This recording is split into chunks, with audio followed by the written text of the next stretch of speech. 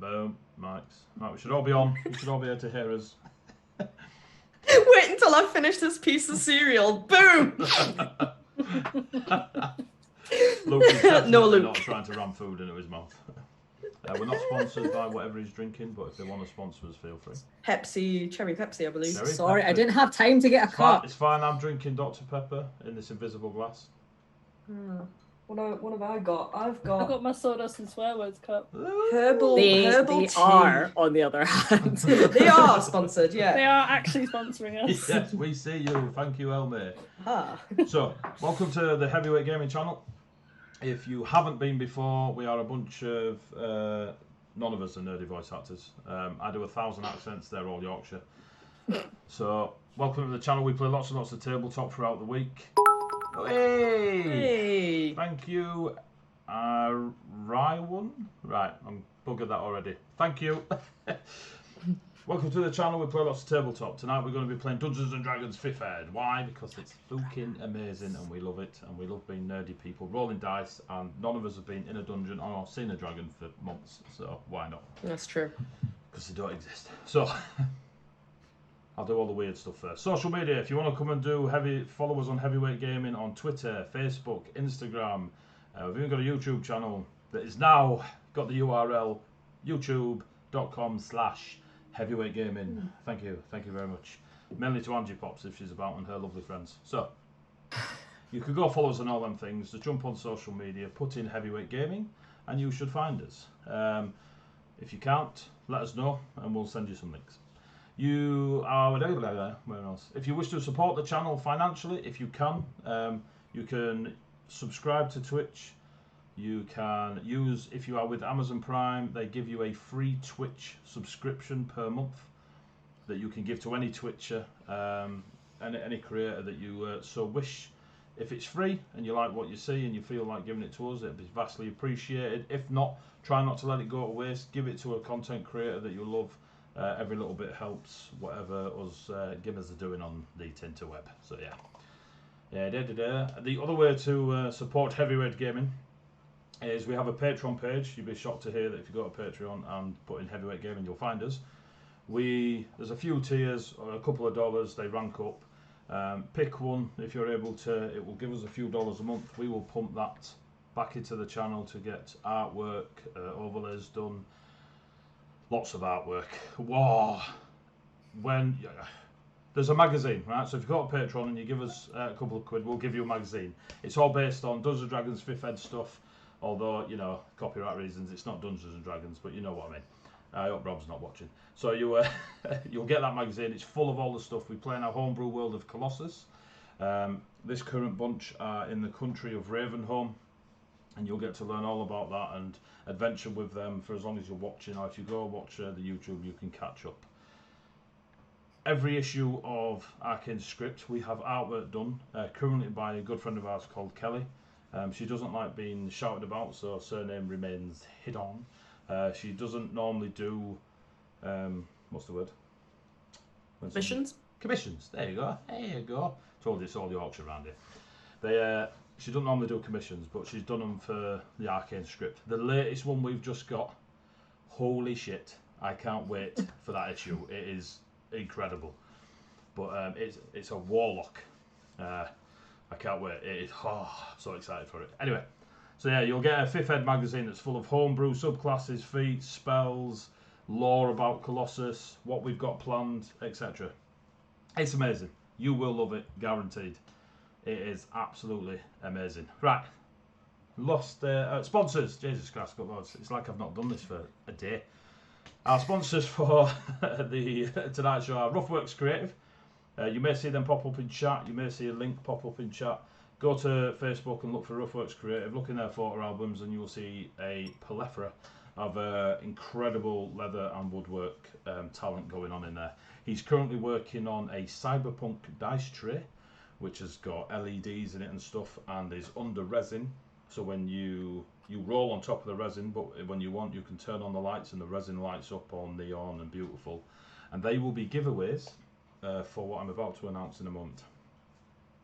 The other sponsor is Ashana. She is across the water, across the big pond, a glass worker. You can catch her mainly, well, tonight we'll probably raid her after the show. You'll get to see her doing some glasscraft. Incredible, really lovely person. Got a lot of time for her. Can't wait to see where she takes her channel and glasscrafting skills set and the stuff she's got planned.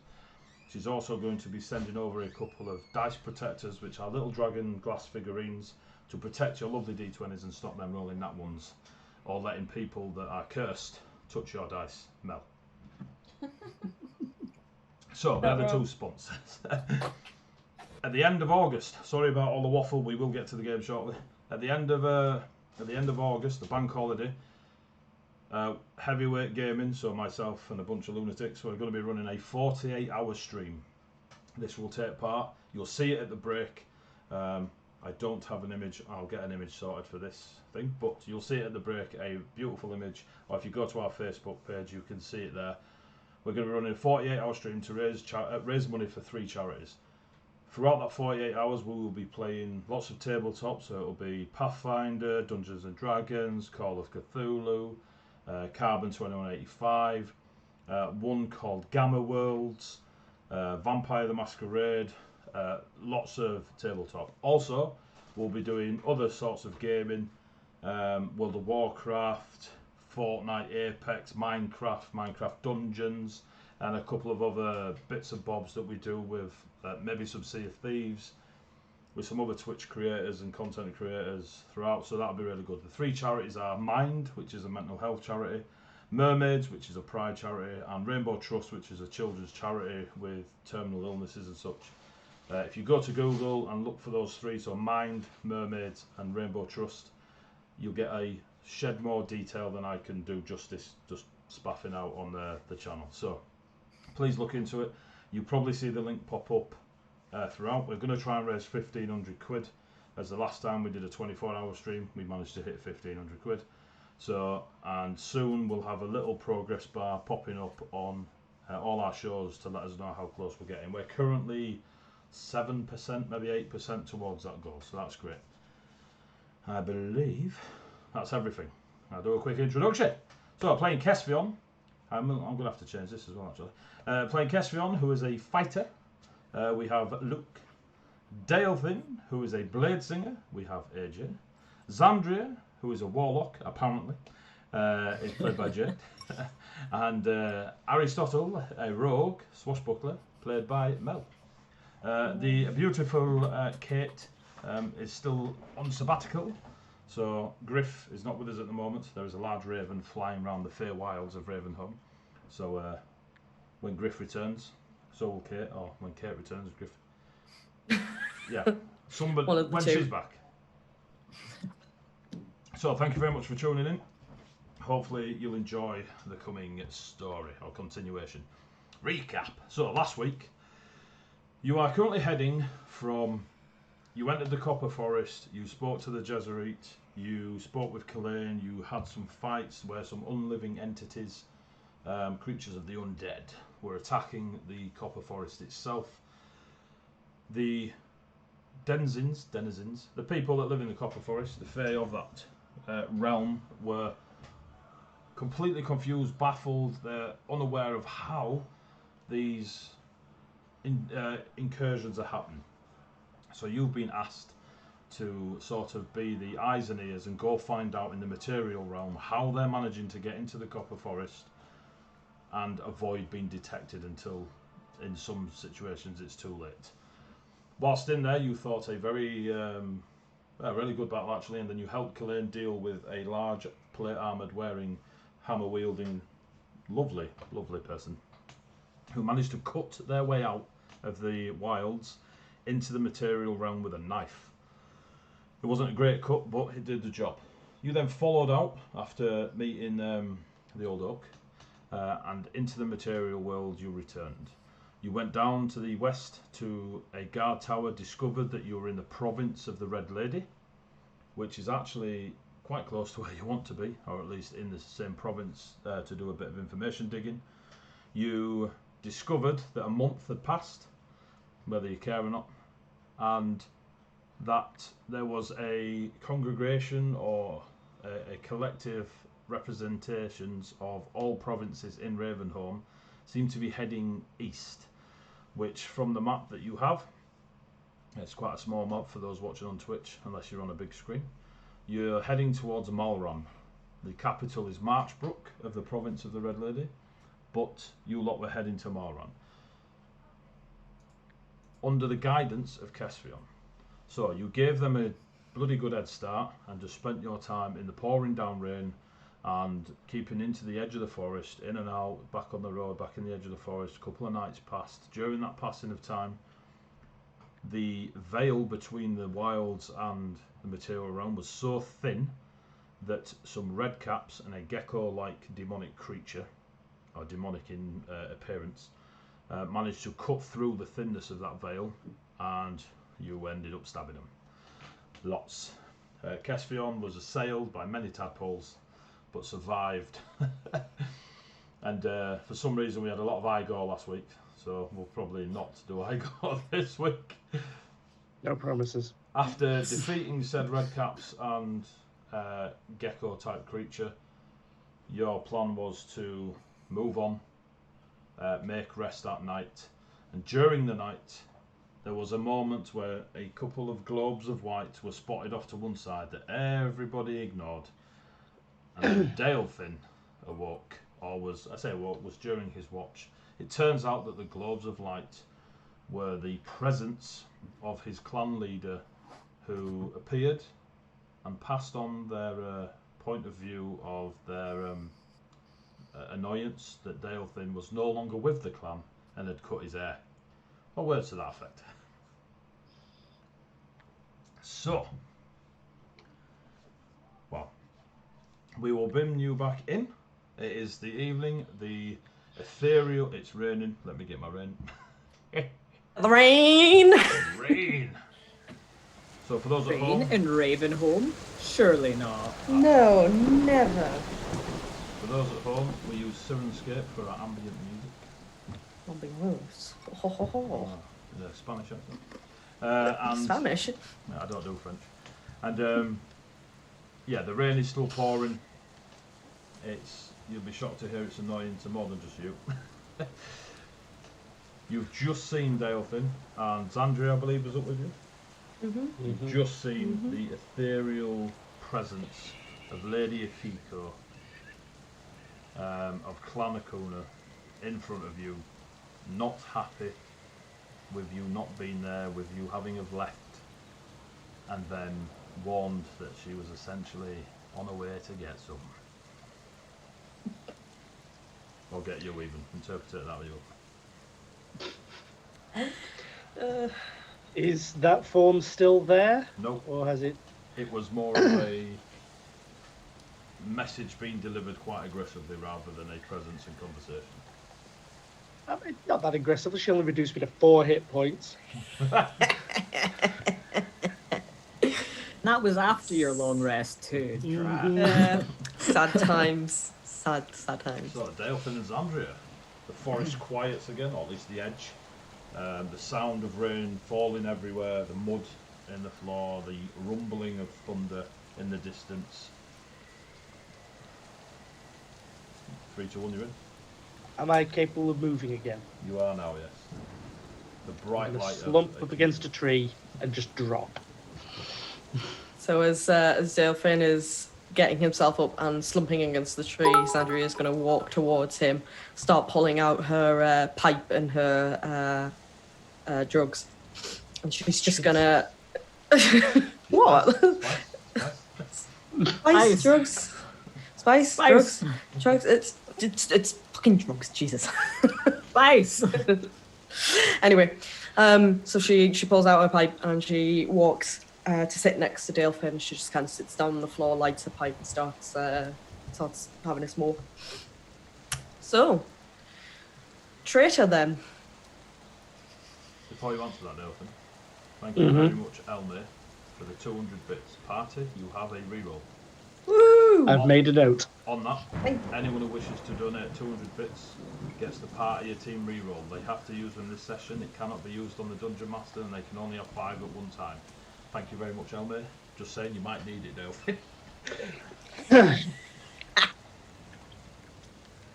I'm gonna just stare at the mud, completely silent for the moment. I just kind of take a big drag on my pipe and then I just pass it to Delfin. Okay. So, she didn't sound very happy. No. No, she didn't. Is she the one that's chasing you? Or is it something else that's chasing you? Something else. It's good to know that these problems multiply.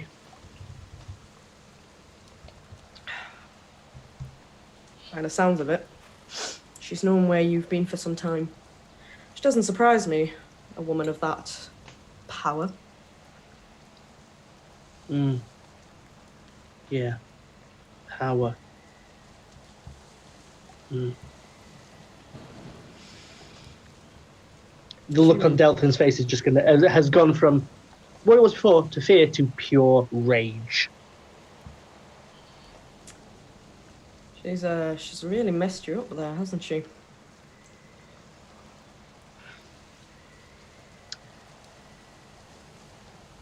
Yeah. She's not made me regret it, let's put it that way. Something she did to make you turn traitor? And I will air quotes traitor. Delfin don't like the word traitor. That's why I air quotes it.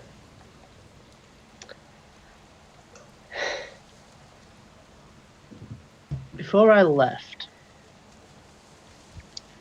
there was a situation. At least I thought there was. I woke up one night and everything felt wrong. Took a walk out from my bunk to the hallway and demons just everywhere. Devils tearing the place apart, looking for me. Then they weren't there. Thought I was going crazy.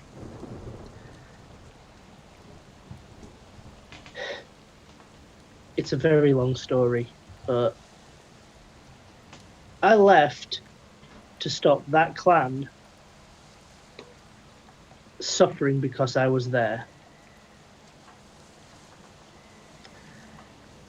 And because I've left, they haven't. And now I'm being punished for leaving because they don't know different.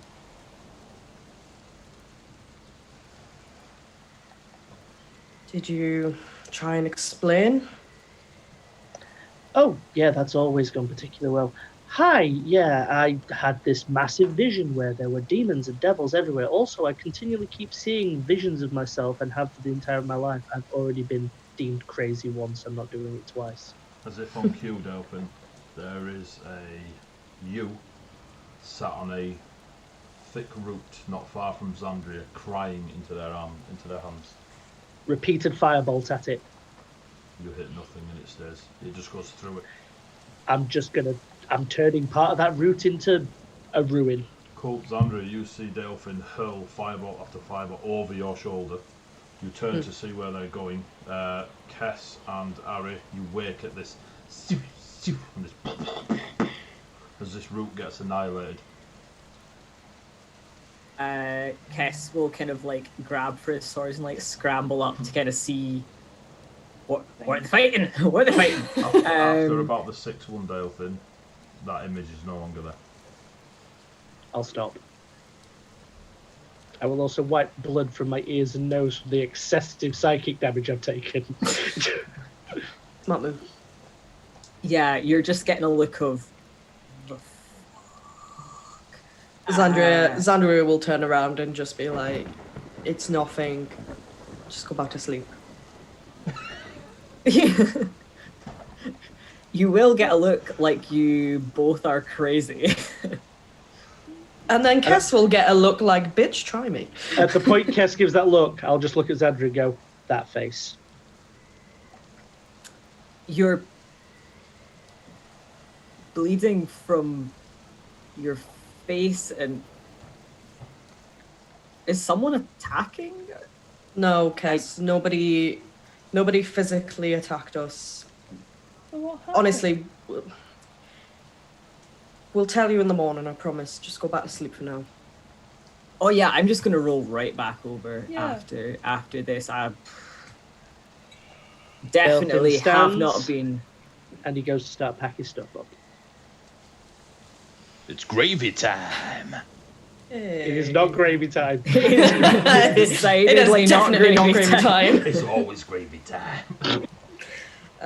If Sandria seeing Delfin pack, then she's just gonna go over and just put a hand on his and just go, don't run. Now's not the time to run. Are you sure? I'm fairly sure. You've only got an hour or two left of like your watch to take it into a full rest and the day, and the starting of the day. If that helps your decision.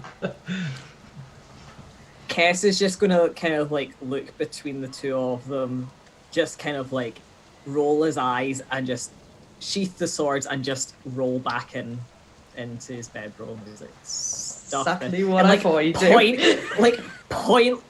pointedly like turn over and like face away from them like meh. Ari's kind of trying to read the mood, not getting anything, kind of going, what? And then just kind of follows suit. They ain't gonna get anything out of Delfin tonight. I will stop packing the stuff away, give Xandria a look, nod, and I'm going to go a distance away from the party, still in sight, and start meditating. Because weirdly, I need those 4 hours back. Thus I will begin my watch alone. Cool. Are you going to allow Delfin his full 4 then? And meditate? Right, Yeah, cool. I'm just letting everyone get their full rest. Cool. The rest of the night passes. You were at the arse end of it anyway. Sun rises, from what you could tell, from the lightening of the sky the day before you. You leave them a little bit extra. The rain is still pouring, the clouds are still grey and dark, and there is still thunder every now and then. Ari, Kess, Delfin, even Xandria with your previous rest, you all have a long rest and regain the benefits as you would. What have I missed? Backstory from Delfin and watches. Pretty much. So, it is morning time. Delfin, you come out of your meditative state. Ari and Kess, you wake up with a bit of a yawn, but you are fully rested, and Xandria is ready to nail anything that blinks too difficult towards her. So standard. Standard. And soaking. Just hair like... Fucking hate this rain. Are your markings tattooed, or are they applied? They Yeah, are tattooed. Tattoos, cool. Yeah, they're not battle paint. You're like, you fake. Could you imagine having that in the desert heat? Oh my god, it would just sweat off in seconds. It starts up here, ends down. Yeah. What time of day as well? Well, they started here, they're here, so I estimate. Well, by the end of the day, you'd be causing, frightened status on people. Yeah. Running down your face. Yeah, they're actual Don't give her tattoos. ideas. Yeah. Yeah, the siblings have actual tattoos. Cool. So, what's the plan then? Pack up. Pack up and get moving, I guess. Cool. No, Kess is going to stand and look expectantly at Delfin. And in complete silence, you'll just see Delfin packing his kit. Delfin finishes packing his kit, unless Caspian interrupts him. No, he's just going to stand there and Cool. watch. If I see Walking. if I see that, I will just go over to Kess, and in Sylvan I'll just go, I will tell you in a bit. Just let's get moving. You don't speak Sylvan, do you, Ari? Yeah, Ari Yes, speaks I Sylvan. do. Ari speaks Sylvan, cool. The only one who doesn't speak Sylvan is Delfin, and the only one who doesn't speak Elven is Harry. So Harry either does. way. Harry does. Oh, does Thank you. all right. Everyone in this group speaks Sylvan then. Yeah. So, It's why we never whisper in Elven. you start heading. Well, you continue. Cass, you're Yeah. still leading. Give me a survival check. Yay! Good start to the night. Two. What's my plus for survival? That is an 18. Oh, cool. So going up ahead, again you sticking in trees, out of trees type mentality. Right. You start picking up on signs of two groups ahead of you. One of them is a pair of horses. The other seems to be the collective entourage that was there before you with multiple hooves and such. But you kind of get the feeling that despite your head start, they've probably chilled out longer than they had to, or for whatever reason stopped almost a day for you to be able to read these tracks this early in this rain. You reckon that they spent a lot of time here before moving on, and it is at the point where you notice that you've been following east and now the road heads almost directly north, which makes a lot of sense on the crude map that you've got, because the picture of Marlan is well, you'll probably be there in tomorrow, if assuming you survive the night.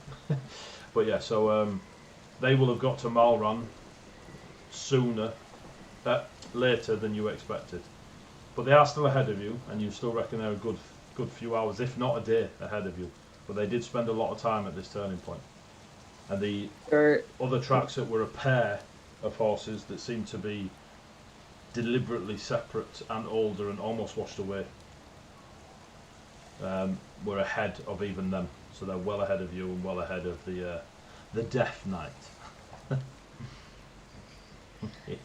On seeing the party out ahead of them, he's just going to duck, like, I'm presuming it's like out a little bit, see where, in, out, in. Like on the next kind of like out, see, and like return in, he's just going to like stop in front of a tree and just rest his head against it and just stay there for a couple of minutes. Just like. So apparently either they're going really slow or we're making really good time. They're probably going slower. I don't think it's possible for us to make good time considering they're on horses. I don't know. I was just trying to pull something positive out of this. I hate to tell you, brother, but I don't think any of this could be positive. No matter how hard you try. They look like they're a couple hours ahead of us, a day if we're lucky, but it's going to be not as easy to avoid them, sadly, as I'd hoped. Perhaps we slow down our pace, maybe? Try and let them get ahead of us again? Is there any reason why they might have stopped here a bit longer?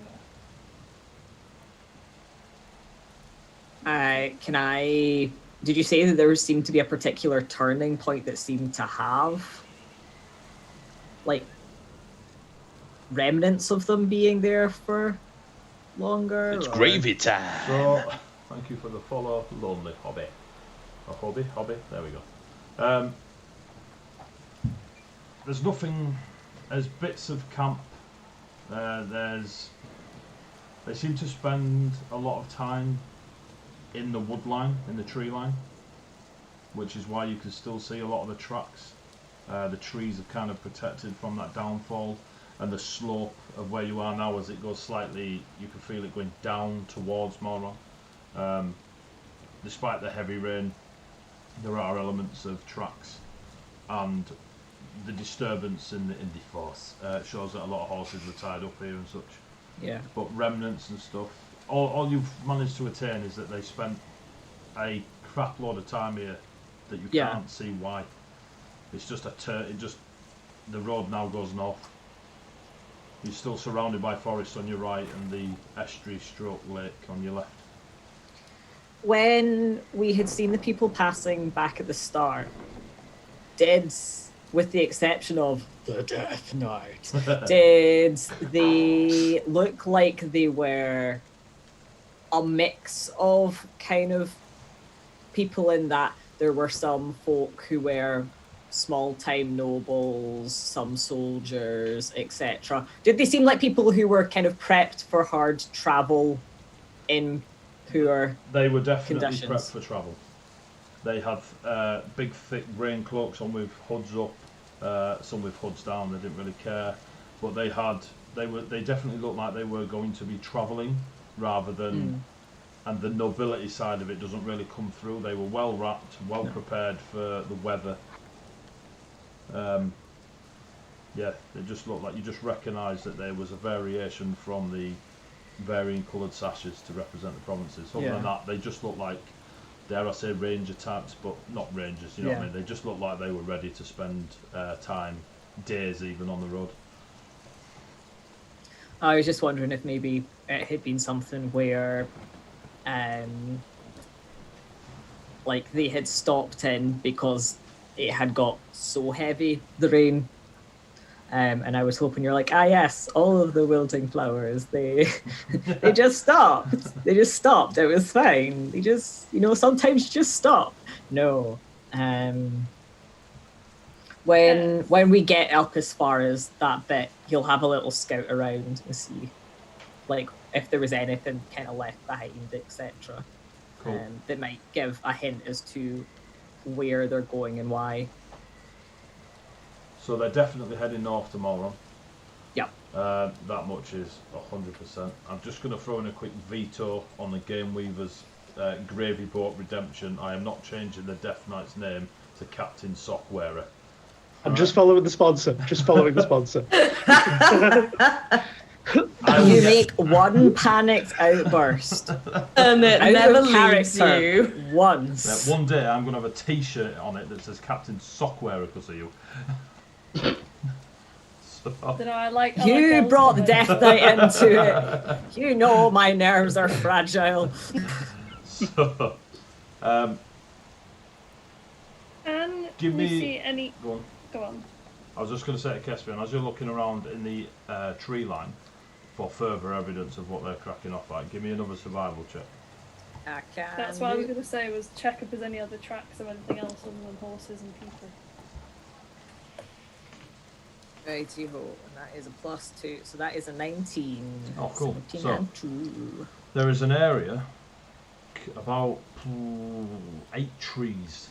I mean, granted the forest is not regimented, but if you were like 8 trees deep into this forest, it's quite away from the road. And you're just following these tracks and they seem not fresher, but more well preserved with the protection from the rain because of the trees. And you get to a point where it looks like the horses were kind of left in the tree line, but people on foot made their way into this area and formed a semicircle at something. And there's a couple of trees in front of you and a bit of an opening, and there was just a semicircle of footprints, smaller, larger, heavier, lighter, and as if they were viewing something. And then there is 2 sets, one extremely heavy set of booted prints going into the centre of where the semicircle is kind of aimed at, and then a lighter set. But there's no evidence of anything actually have happened. And then you can see the return set, so you know they didn't stay there. Exact same number, there was none left behind or anything like that. So they came here, did something, looked at something, whatever they did, and then left again. And it looks like that path's only been trodden back and forth once. Yep. So whoever the 2 people are that walked into the middle, where the semicircle was kind of directed at, then came back and then they all left together. But I reckon you reckon they walked about 15, 20 feet from the semicircle? Yeah. Before joining them again. At a rough guesstimation, like looking at the size of the footprint of the particularly large one, and having been toe-to-toe with my best pal, El Death Naito, you're going to give me a complex. And I hesitate to use the word educated guess for Kespion. But would that like seem feasible? That it was the Death Knight that walked the... Yeah, definitely. Yeah. 100% of the group that you saw ahead of you, the only one that seemed to match the stature of these booted prints is someone of that size and carrying that amount of metal on their person. Yeah. And the other two just belong to somebody of light foot. Could be anyone. Cool. Did any of the rest of you bimble in after me? Well, Harry's also curious, but he's more looking for like whether you can maybe see tracks or like red caps or any of that kind of stuff, like anything. Okay, so you give me a perception check, Harry. What dice shall I roll today? A D20. I mean, a nat 20. Is it one of yours? It is. It's purple. Is it how it should be? So if you too wish to roll nat 20s, you could go to bardicinspiration.co.uk. So +2, so 22. Nat 20, 22. Cool. You notice while Kespion's tracking, you can see a couple of real shoddy made iron sickles just off to the side. Interesting. Do you go over and check? Yep, he will go and pick one up. Cool. So you sort of walk past Kespion as he's looking at the tracks on the floor in front of the semicircle. You just go about 10 feet from Kes, and as you start moving some of the shrubbery around, you see 6, maybe 7 dead redcaps. Give me an investigation check. Oh no.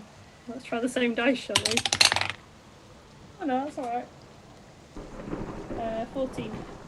From the immediate ones on the floor, all have a puncture wound in their torso, and all have bruising on the throat of the couple that you see in front of them, as if a hand held their throat. Ah, I understand. The death grip. I was gonna say, great. Now he can do. It's Darth Vadering. That's just what I I need can to either sleep well at confirm or night. deny that Darth Vader is my favourite Star Wars character. Carry on. Ari kind of holds up the sickle. Look familiar? Instantly. Oh, goody.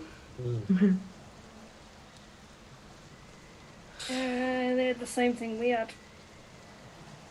So perhaps the entourage also ran into a red cap issue. Well, there's about 6 or 7 of the dead fuckers right here, so yeah. Don't know about the big gecko guy, but he definitely has some red caps. Just so you, Harry, they're piled. They're not like scattered about in combat, they're piled. Lovely. And they all have the bruising on their throat and all have a puncture wound in their torso.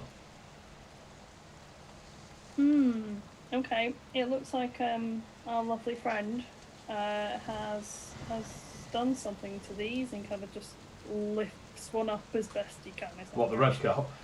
Yeah. So she's got the Harry's got this red cap in his hands, and it's just sort of leaning forward. Looks like, you know, a very old man or woman. You can't really tell. Beard just hanging down, tongue hanging out. Her blood-drenched sock cap. That's not at a distance. Just hanging down. They're not that small, Harry. You can't just these things are like 3 foot high with iron boots on. Harry's just They'll like, lift them up. they're not little trolls with bright pink hair. That's the boss. That's the boss fight. So yeah, so you pick up one of the red caps. You pick up one of the red caps, and the blood's just dripping down. You guys can see the discoloration on the neck and the clear puncture wound in the chest. You are all very aware that the Death Knight swings a large hammer, not a puncturing weapon.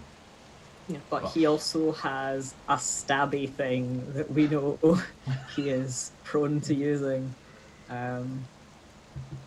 This, in like Kessel, point back to like the semicircle, etc. This doesn't look like they were surprised. Is it possible, Ari, that the people he's traveling with would be in cahoots with trying to get into the Feywilds?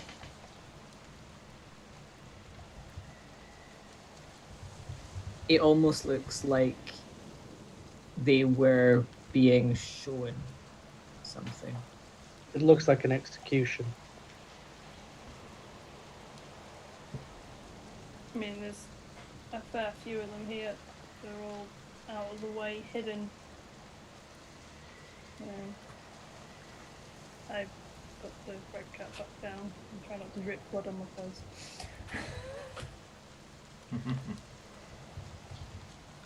Yeah, that. Is it?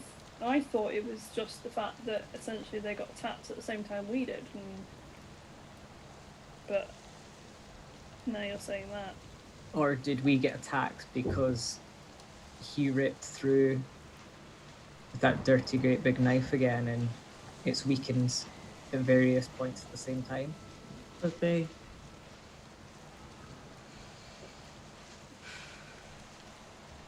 I don't know how this stuff works, but it's looking less and less likely that the people traveling with him aren't involved as much as they are. I'm sorry, Ari.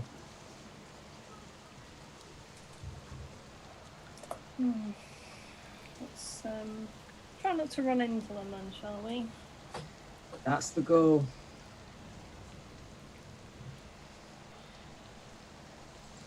We should continue moving, perhaps at a slightly slower pace. If we didn't need to stock up on some better provisions for these weathers, I would say we just skirt the town entirely, but I don't think any of us are kind of in a position. Not at the moment, no. I think we just keep our heads down Agreed. when we go in town. That means no running off to the tavern, Ari. We get what we need and we get out. Yep. Agreed. And You moving figure on? we'll head on our way. Wow. Well, I never got out of violin. So, you make your way back to the road and start heading out with Kess doing his usual zigzag to keep you guys out of sight and hidden. He's become quite adept at it in the last couple of days, recognising the fall and layout of the road leading to Marlan. As it turns north and you start feeling yourselves going downhill now, but only ever so slightly, you start seeing, only now a day and a bit away, you can see ahead of you the shape of the town that is sat on the coast, is probably not the right word, but on the lake itself where the estuary comes in. This town is sat there about half on, half off land to water. You get that it is a large town. Other than that, details the odd flickering of white in the distance when there is a break in the rain, which is very briefly for banners and such, but detail is obviously too far away. The day is as miserable as the last few have been. You keep an eye on the forest. There's no breaking out of Fae or otherwise that attack you on the road or in the forests. The evening comes later than expected. It seems that there was more light to the day this particular day as you close in on Marlan. But it does get to that point where you're like, right, we're going to get there in the morning. We want to get there with a long night's rest in us, essentially. You don't want to march through unless you really want to march through the night. That's entirely up to you. But you do notice, Kess, that as you are sort of skipping around, looking for, not literally skipping, but skirting around looking for a good place to set up camp, you do notice that as the clouds part, the moon is not quite full, but not far off. Yeah. That was going to be my next question. Almost like there's another day to go. So you are aware, or at least Kess is, and yourselves, educated guesses coming around here, that after a rest it'd only take you an hour or two to walk the last bit down the long hill to Marlan on the estuary. You set up camp, I'm assuming off the path again, just in the skirt, like tree or two. You do notice that despite Harry's discomfort over the last few days, from the first time he saw Kalain and passed out, to journeying through the wilds with yourselves and out on the roads and etc., there is a slight, not resilience is the wrong word, but you can see that it's not fright. Whether Harry's feeling fear or not, Harry's not portraying as much fear or that supernatural superstition of I've been told I'll die if I look at him. There is a bit more of a resilience to Harry, whether Harry's deliberately showing it or not. You set up camp, the moon is beautiful above you, there is a parting in the clouds, the rain still comes down and then slows for your evening. Fucking rain. It's still a bit wet and windy, but it is no longer pouring it down. You set up camp, you get a fire going. As night takes you and you set up to do your watches again, I'm assuming you're going to do the same watch, Delfin, Andrea, Kess, Harry, so you get the right time, get the right timing through the night. Delfin's not going to volunteer himself for a watch. He's going to wait to be told. But other than that, he's just going to sit down and not say anything. Cool. I'll assume he's going with Andrea.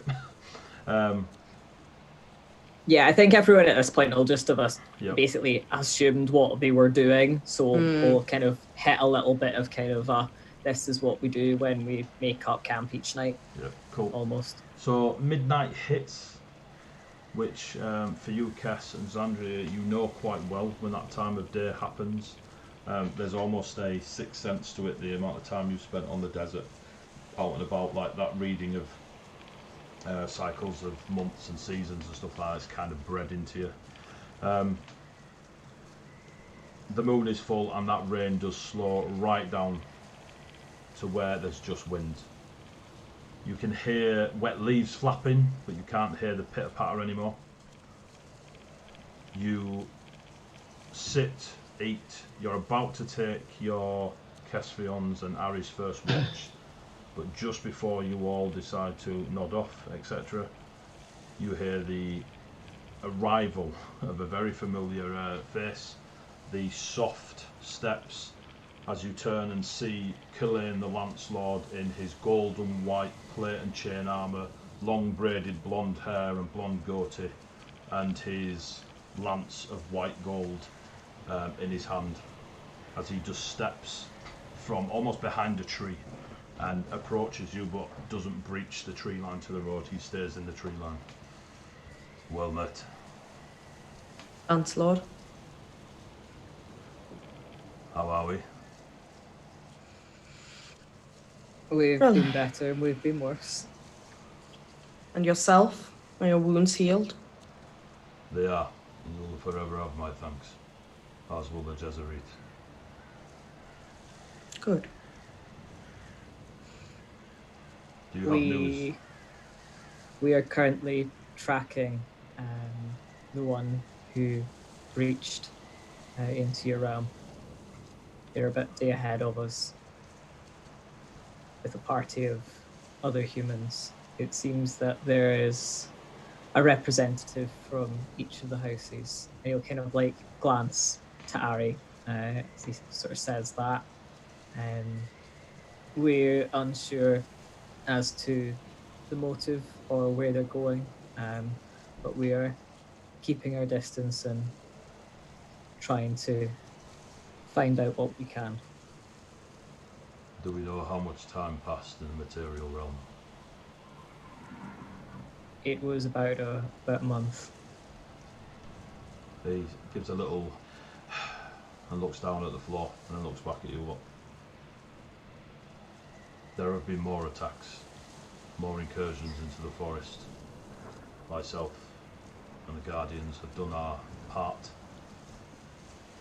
He with the knife did not return or lead the attacks.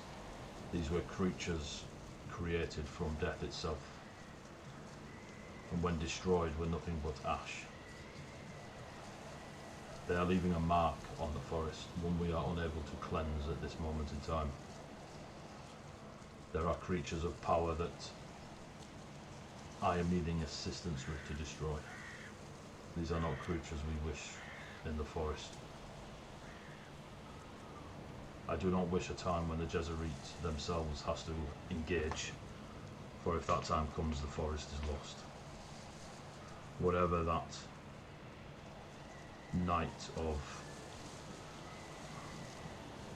death knight was wielding, it is taking the life force of the creatures it wounds, stabs, cuts. We have seen small murder piles of the Fae of our realm. They have been sacrificed, drained of their life force, both physical and spiritual. It seems they are using the blood of our own to enable them to enter the forest with ease. What else they are doing is what I need you to find out. When you say there are representatives from all over Ravenholm, that is a bad, bad sign. We do not want war.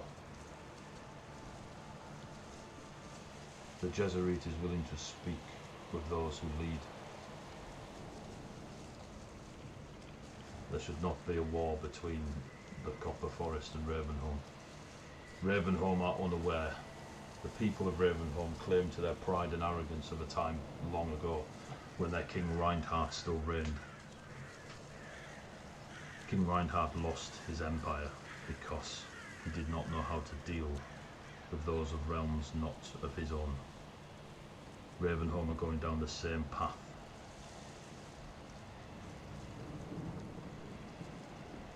Stop them. We will do everything in our power. Out of character, Okay. was there anything else that we had collected information-wise that we wanted to tell Colleen? Because there's niggling at the back of my head that there was something else, and I cannot for the life of me remember what it was. I think that was the salient points. I can't think of anything else that was on that list. No, I don't think so. I mean, maybe the fact that we'd seen the pile of red capsos, like, kind of at the last stopping point. To kind of back up what you were saying. Yeah. Mm. I thought there was something when we'd stopped off at the tower, but I can't remember what it is now. So it can't have been that important. It was probably incredibly important. Oh, the, what about the weird animals that were... Oh, the undead gnoll Yeah. Yeah. warriors. And the damn concrete squirrels. Yeah, that's true. Stone squirrels. Stone squirrels.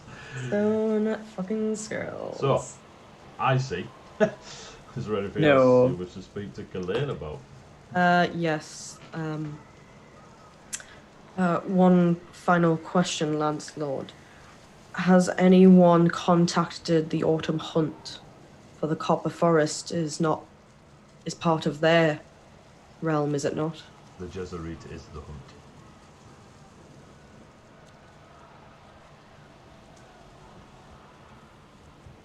I understand. I was not aware that was the name that the Autumn Hunt had taken. I had I was led to believe that their name was. Oh God, I'm gonna butcher this. Why do you write these names? Temiel. Yeah, that's that one. The full title of the Jezerit is Jezerit Timor Tamil. Of the Autumn Hunt, also known as the Coming Winter. Winter.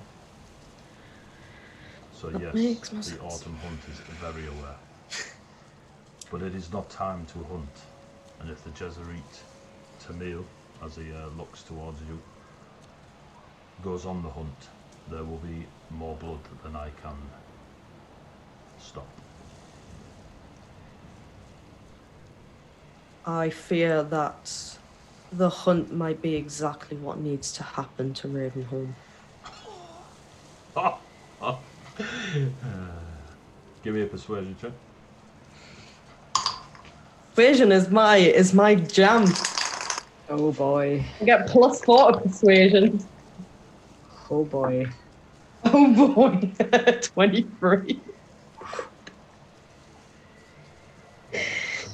23. Well, goodbye, Ravenholm. You come all, let the courts sort them out. So, and you want to kill a king. So, as you say that to Killin, he looks, he doesn't smile. He simply says, "I disagree, but I will pass your convictions on to the hunt." Very well. Disagree as well. Why do you want to go to war? I mean, you're assuming that it would be a war and not a massacre on Ravenholm's side if the autumn hunt. It would be a massacre on both sides. And with the lamp sword, it would be a massacre on both sides. That's We not need- what- We need to put an end to this. Yeah.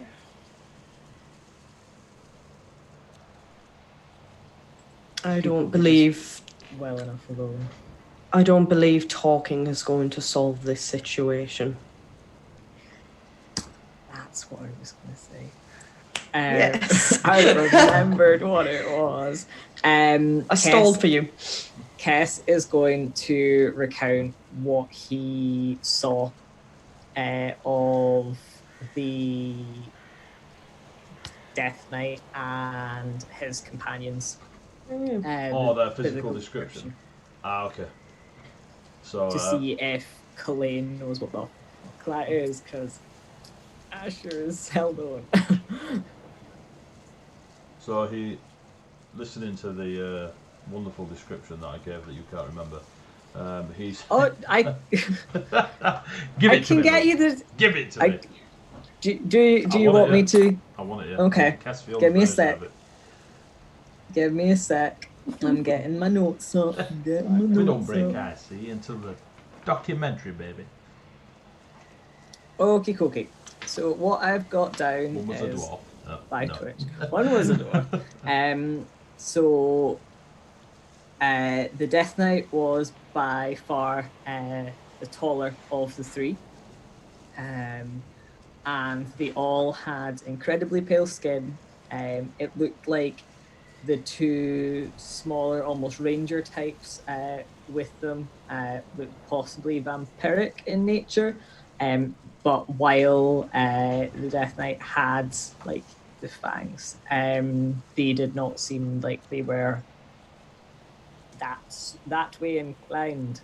And I'm trying to see if I've got anything else. No, that's what I have on Mr. Death Knight. I was too busy shitting my organs.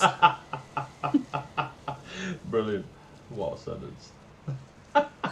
You can have a inspiration for that. Gets beyond.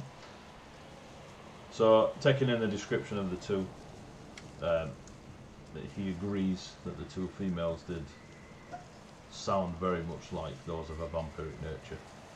The fact that the Death Knight himself had large fangs Also, he was like 8 foot or something Yeah, stupid like 7 that. foot tall, Yeah. Dark black plate Cullen armor. nods as if to say, I know. I know. I was a bear and he was an eyeline.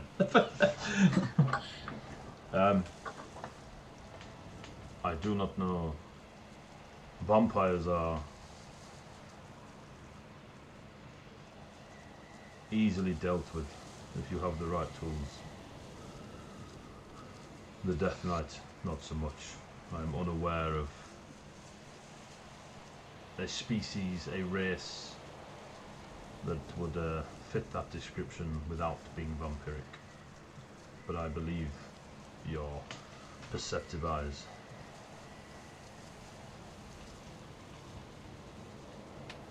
I do not have much time in this realm, for I do not know how long has passed while I have been here. I understand. You say there was a representation of all across Ravenholm. There seemed to be, from what Ari can confirm, someone bearing the sash of each house. It would seem that they travelled together, and from what we saw at a stopping point of theirs previously, it seems that they're all party to what's going on. We It need looks to like know. the tracks of. I would like to know why there is only a few of them travelling. I suspect it's usually some kind of joint meeting, which will only usually happen if there's something important to decide. That's usually the main reason why a representative or two from each section would come together. The calm They don't- before the storm. We don't generally get on. Okay. Delfin, what is wrong with you? Nothing, Landlord. I'm fine. A terrible lie, but I must leave. Bullshit. I Bullshit call it detector. bullshit. He doesn't say it isn't. Yeah, Cullen, just a terrible lie. Now I must leave. Must leave. Be well, How- Landlord. Are we best to try and contact you again on the next full moon if we have more information? If you are near the forest when the moon is fullest and I am available, I'll contact you. Thank you. And he walks through a tree and disappears.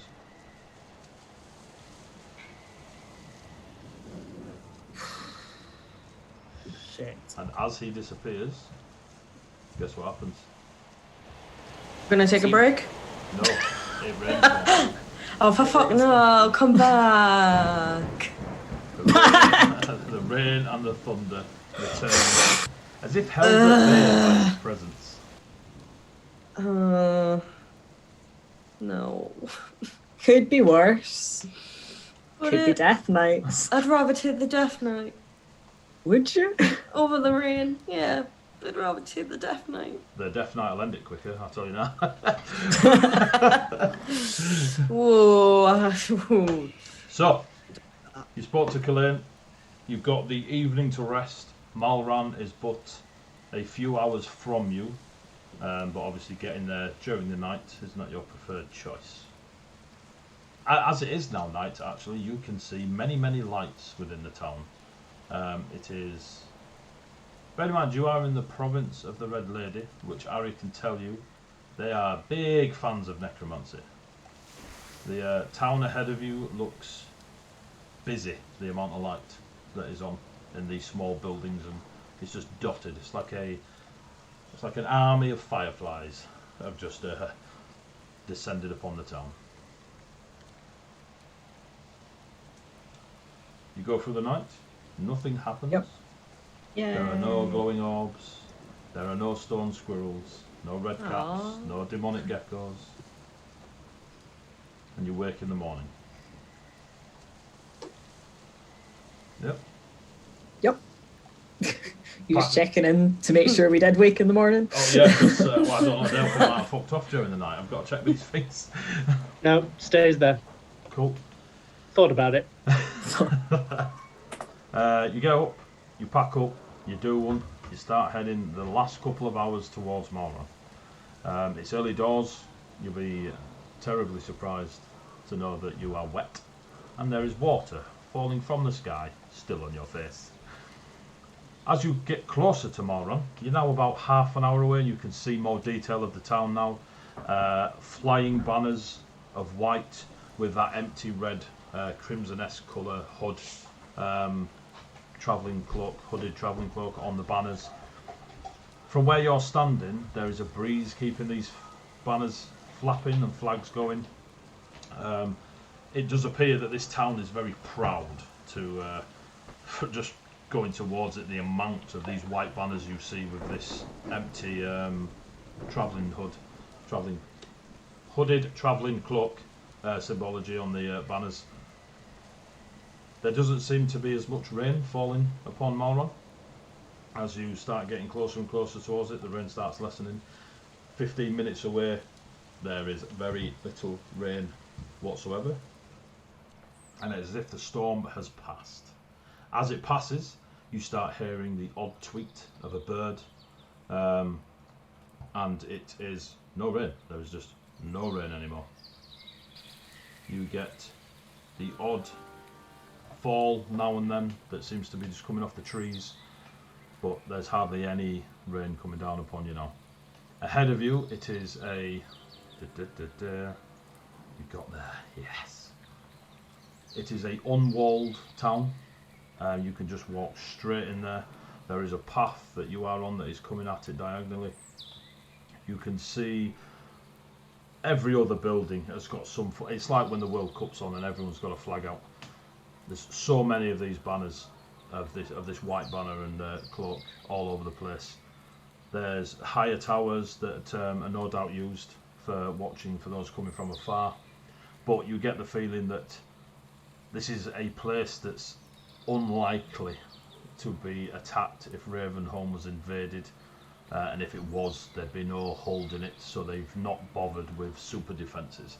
It still holds the ancient architecture that Ebendorf did, and you can still see that it is a town from a very, very long time ago, just by the way it's designed, and the buildings have still got that darker stone to them, and they're more triangular and pointed to the spires and such on the rooftops, and there's a cobbled stone effect to it as you're coming closer, and now about a few hundred feet from as this path is leading you into Marlan.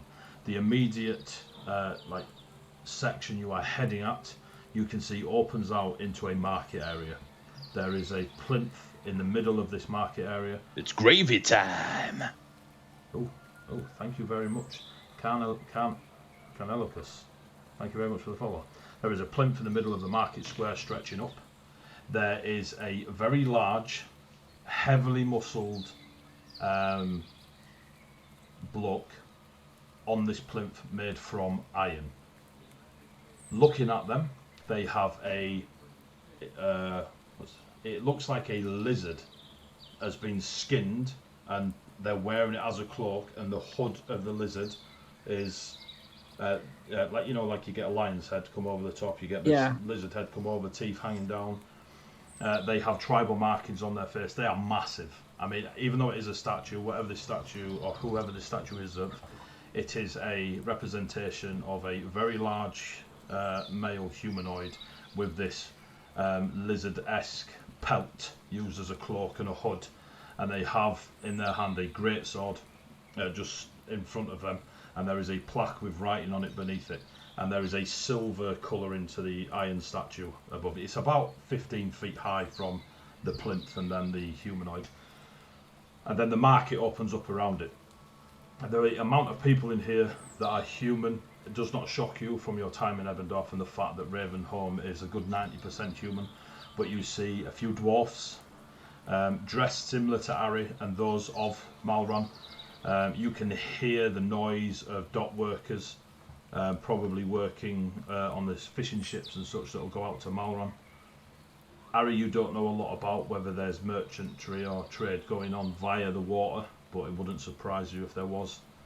And then you can see bigger buildings going further back. There seems to be a very, very busy, he says, with no music. There's a very busy feel to the day. The rain is pretty much non-existent in here. You can hear people everywhere. There are bardic types or just musicians here and there playing. Everyone seems very, very jolly. Right? It's a lovely place to be. It is beaming with smiles, kids running around in the market square. It is such a contrast of what you've just left to walk into. And it is morning, so everyone's fresh-faced, the forges are lit, the bakeries are open, there's a lot going on. What you notice of the militia types in here is that they are all very similar to the skeletal gnolls that you saw back at the guard tower. They are varying humanoid shapes. Some have the gnoll skeletal with the large canine head and the heavy set thing, and they're walking around in bits of... They're not walking around in rusted armour like they've just come out of a grave. They're walking around in kit similar to yours. It's good kit. They've got leather armour on. Some of it's got studs. A few of them have got chainmail. They've got spears. They're all wearing these white sashes.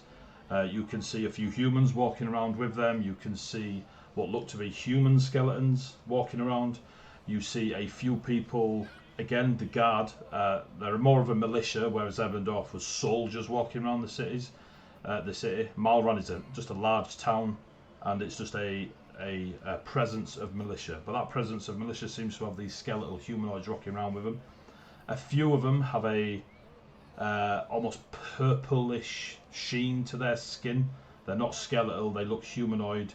Their ears are almost flat to their head, and you can see that they have sharper teeth, but they're walking around just talking to people with smiles on their faces. A couple of them buy some bread from a local bread maker. Others are just... It's a very nice place to be, other than the fact that there is skeletons, purple-faced creatures, humans, a few dwarfs rocking around. You see two red-scaled, like ruby-scaled dragonborn, and they are currently in a jeweller's stall. You recognise them from the two that passed you several days ago, and they're in there. You see immediately, you see a couple of folks that were part of the entourage in there. You don't see the Death Knight or the vampires. The ones you do see, give me a sec, Babam, in the market square, you see two females representing the House of the Forged, so they have that silver grey sash on. They're kind of heavy set, thick forearms. They're very stereotypical, what you'd expect from a smithy. Their hair's tied back. They're well dressed. Their cloaks, their travel cloaks are nowhere in sight. You can probably guess that they've been here a day, maybe a day or two, depending on your judgment of timing when they got here. And they seem to just be enjoying the market square. So you see them two. You see a male chap wearing the red of the House of Tor, so the province that Ebendorf was in. He's over a swordsmith. It's not a blacksmith that's making swords. This stall has actually got swords for sale. And Harry, only Harry, notices Elva over by a flower stall. So yes. And you are in the town of Marlan. It's bustling, busy, they were ahead of us. Joyful, etc. Now what we're going to do, before you start rocking around Marlan, we're going to have a break a little bit early. We've got 25 viewers, that's brilliant, thank you very much. We're going to have a 10-minute break, guys. 15 at a push. We're going to have a bio break, grab a brew, and then we'll be right back to see what this lot do in the town of Marlan. Just a quick one, when the break comes up, you're going to see a poster banner that is telling you information about our 48-hour charity stream. Right back with the horrible jokes, yeah. Have a look at that, go to Facebook, check out the three charities, Mind, Rainbow Trust and Mermaids. They're three great charities. We're going to try and raise a few quid for them at the end of August, so have a look at it. If you can donate, great. If you can't, tell your mates and get them to donate. That's what I did. So yeah. Thank you very much. We'll be right back, about 10 minutes, all right? Brew breaks to go.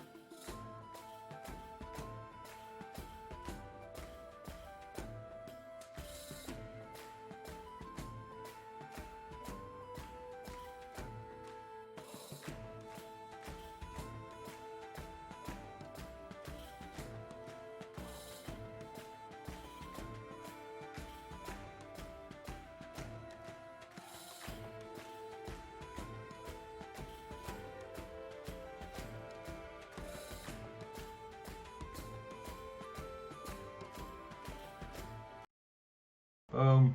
Boom.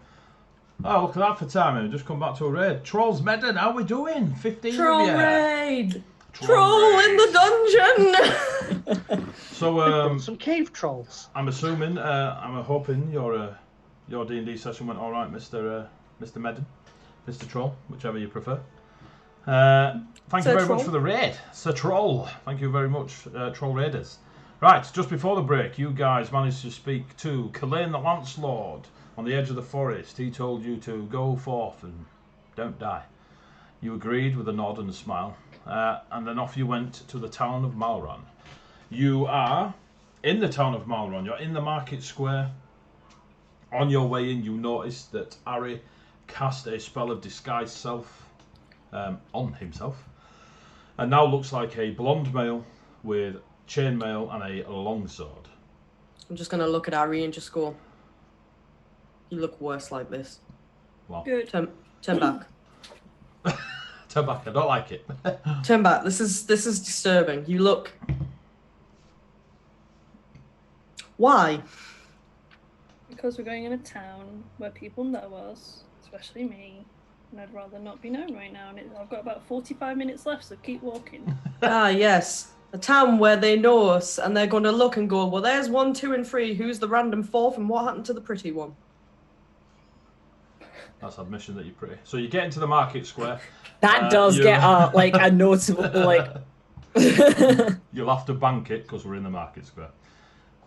You're in the market square. There's plenty of stuff going on. It's very bubbly. I will replay my music. The music is back on for those at home. If it's not the market music from The Legend of Zelda Ocarina of Time, I don't want to know. You probably don't know. Good thing you can't hear it. Yeah. Yeah. So you're in the. Harry will split off from the three of you, though. Cool. You split off. I was going to say we should divide what we need to pick So, up. Ari- He's gone with all the money. That is true. Do you know what? I don't care. We're finally free of him. Let's continue. How are we going to buy cloaks without money? How are we going to buy tents without money? Just steal them. Oh, Jesus. I was sitting on a market. She literally gets you and is like, you don't say that in the market. Yep. Drea, no. Drea, no. No. If you want, but he'll have seen Elva and gone the opposite direction. Cool. So Elva is off to your left, and you've headed off to the right.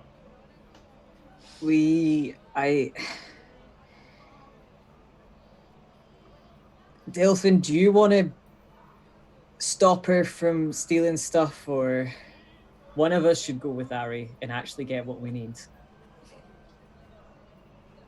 I'll keep an eye on Dre if you want to go and...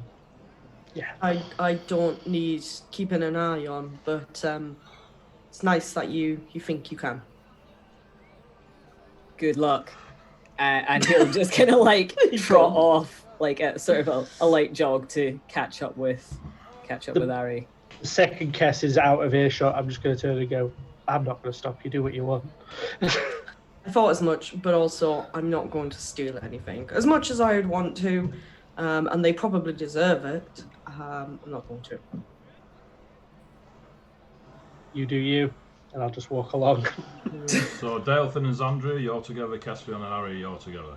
Ari, you've headed off to the right. There's a massive, there's a very busy, full of options market area ahead of you. Where are you going? What are you doing? I know you've walked the opposite direction as hell, but what are you doing? He is weirdly focused for once. The next change, because he knows he's got a short period of time before this wears off, and limited spell slots. So he is. Beautiful. He is gonna try and see if he can find somewhere selling the good cloaks, the ones with the hoods and the rainproofness. Rainproofness. Require. There is a store. So Waterproofing. the immediate stalls in front of you, and then behind those stalls there is a large arcing set of buildings that are shops. The stalls are probably cheaper than the shops. Behind them, you can see a varying amount of shops that sell clothing, whether it be travelling or formal, etc. You will probably stick to the stalls just because, hopefully, because in the shops you probably get less people, so he kind of wants to like mingle in with people more, so he probably sticks to the stalls. Also, he knows that obviously the others need to be able to see where he is for keeping an eye on each other, because as far as he knows, he's off on his own. Cool.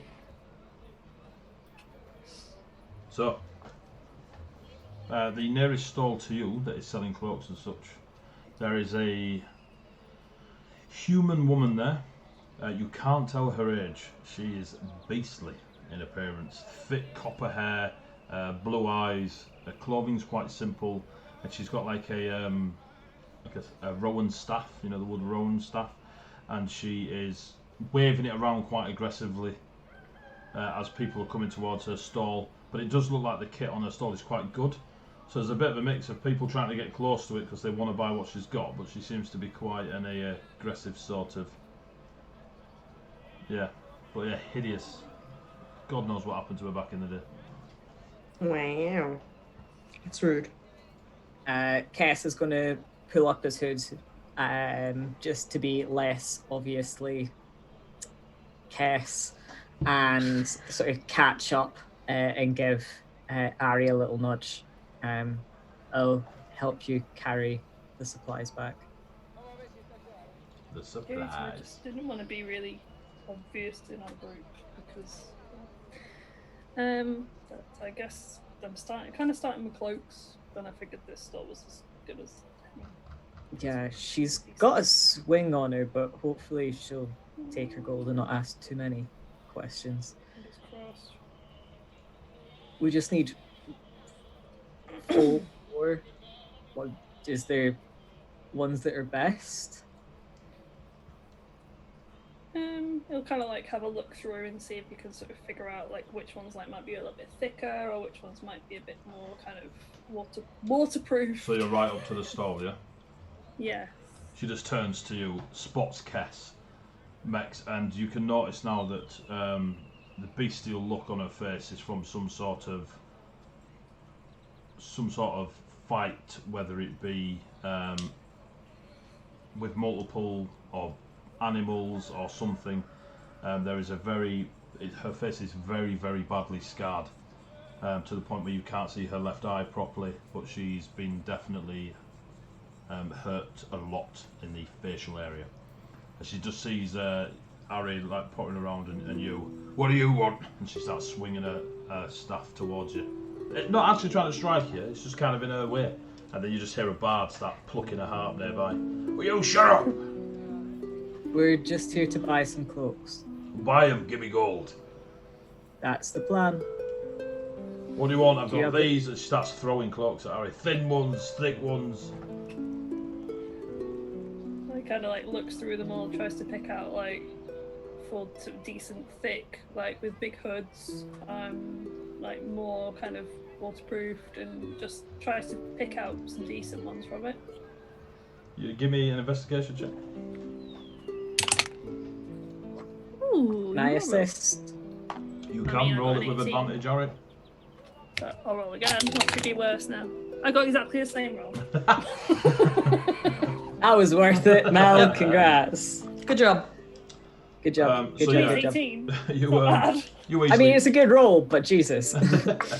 you easily find 4 cloaks fit in the bill of what you require. And you hold these 4 cloaks. They're thick. You can tell that the leather's had the leather is soft on the inside and then hardened on the outside. It's had a wax coating on it, and then the hood is quite. It's not very flexible. It kind of stiffens, almost to act as protection from the rain. Okay. And there are 4 Yeah, of he them. kind of holds them out to avoiding her staff and is like, these 4 please. 5 gold. 5 gold for cloaks. You want them to keep you dry, don't you? Yeah, but they're only worth about 3 gold. Ah, persuasion check. Might as well bloody try it. Oh, this one's rolling good today. We've got an 18. Hang on, no, sorry. Dirty 20. Is what we Cool. got. Let's see what Bardic does for me. Yeah, 3 gold sounds about right. Because that's what I rolled on the D20. Give him here then. Yep, hands over 3 gold, that's fine. She pretty much snatches it out of your hand. Right, next. Thank you. Gathers. Ignores you completely. Leave. Kess just kind of flings one straight on over the top and kind of pops the rest under his arm. Are you wanting yours As, just now?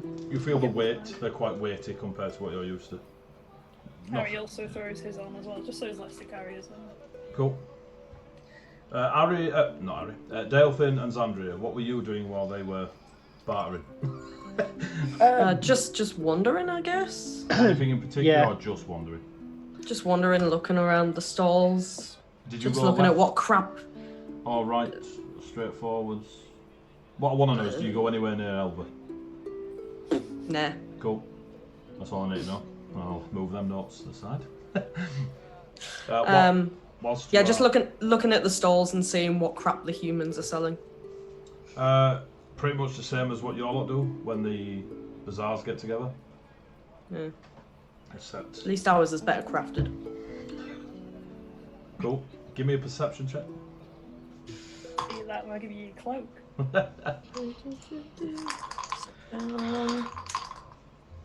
You as well, Delfin. 18. 18, cool. 13. 13. So whilst Zandria's clearly inspecting some of the crafting, little ornaments and little bric-a-brac and stuff like this, you kind of having a looking around, and some of it's all right, some of it's pretty cool, like you're looking at. Zandria, what you notice as you're looking around, you sort of, something catches your eye, like behind the stalls, walking into one of the jeweler shops, behind an actual shop rather than a tent. You see somebody in armour that's quite close fitting. It's got like an ivory filigree going across it, and they've got a falcon shaped helmet on their head and a curved longsword at their hip, and they're carrying a satchel as they walk into that jeweller's shop. They are alone. Samuel. It does indeed look like summer. Yeah. Well, that's nice. I hope he's having a nice time. I hope he's healed. Good for him. Continue looking around the market. Do you point it out to Delfin? Yeah.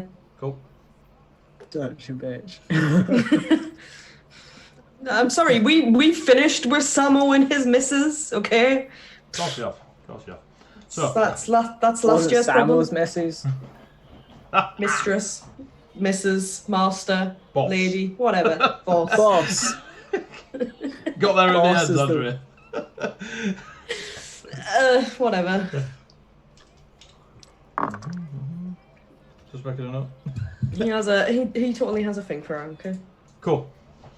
I So thought yeah, that. you notice Samo, and then you do notice there's a couple of bits on a woodworker's stall that are very, very representative of the desert lands. They are wooden sand dunes that have been put together. There is quite the largest piece is a bit of a diorama going on, and it's a single piece of wood that's been carved to look like an oasis, just a generic oasis. And there's a bit of a theme going on with the desert lands, but you also see themes of other lands on the same table. But they're quite well crafted, whether you'd like to admit or otherwise. I just kind of look at them and just, cute. Cool. Move on. So you see Casfion and Harry crossing back across the market square, circle-esque area. Do any of you look at the statue? You don't have to. I just need In to- passing, but I think Kess is still trying to persuade Ari that they should go look for like a big sort of tarp or tent like thing that they can like use. There was no camping equipment stalls in the immediate vicinity. Okay. Not at least not on the stalls. There might be some on the Yeah. shops. As you are in passing, just roll a perception check as you glance at the statue. I feel like Ari's trying to keep his head down, not really paying much attention to anything anyway. Perception is +2. That is a 14. Cool. You just see. So That's a statue. The plaque at the bottom. You don't quite glance the writing, or at least the script on it, as you're walking along. But you do notice that the first word, in quite big letters, is Bahamut. And then you carry on walking, Larry. Would that mean? Give much me of a anything? history check. Oh, that's an intelligence thing. That's gonna be. Yeah, no intelligence, no comprende. No, comprende. Yeah. No comprende. No, that's a 1 with a -1, my dude. That's a No comprende. Cool. Nil pois. So Bahamut is a word on a statue of some big dude with a lizard pelt. That's what you know historically. To be honest, that's probably more than he deserves to know from that role. You wouldn't have already seen it. You wouldn't have known that. Cool. So you cross back over to Xandria and Delfin. Cloaks in hand. You're in the middle of the square, or ish, just off to the side. He's going to take a glance around and just make sure that he's not spying anyone that he does not want to be spying. Give me a perception check. Code 4, is the Death Knight about? Has he just, come out of a building? Not gonna lie, I thought that's where you were going with what Xandria was saying, and I was a bit crap myself. You said perception, didn't you? Yeah. So that is an 18. Cool. So you see behind the market area, coming towards the market open bit where you are. So they're coming from deeper within the town. Where is it? Where are you, bastard? Yeah, so they're coming from deeper in. The dock area is straight west from where you are, further into the town towards the estuary. These guys are coming from the north, so almost centre-est town. And there's a collection of male, female, a variation of. They're all well dressed. They're all wearing the white sash of the Red Lady, obviously. And a few of them have instruments that seem to be large horns. They enter the market area. They blow the horn loud to get everyone's attention. And one of the younger lasses steps forward, and she sort of rights herself and bellows into the receiving audience. The Council of Ravens will happen this evening, 4 hours before the setting of the sun. And then just turns, there's a more blowing of horns and leaves.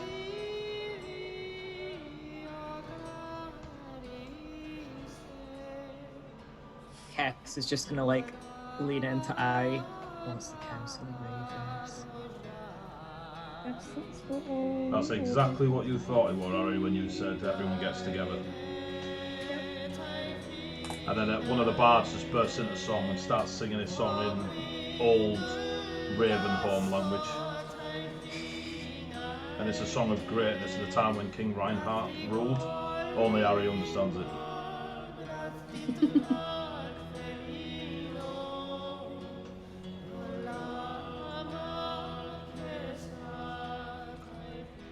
Song finishes and away you go. Totally old Raven language.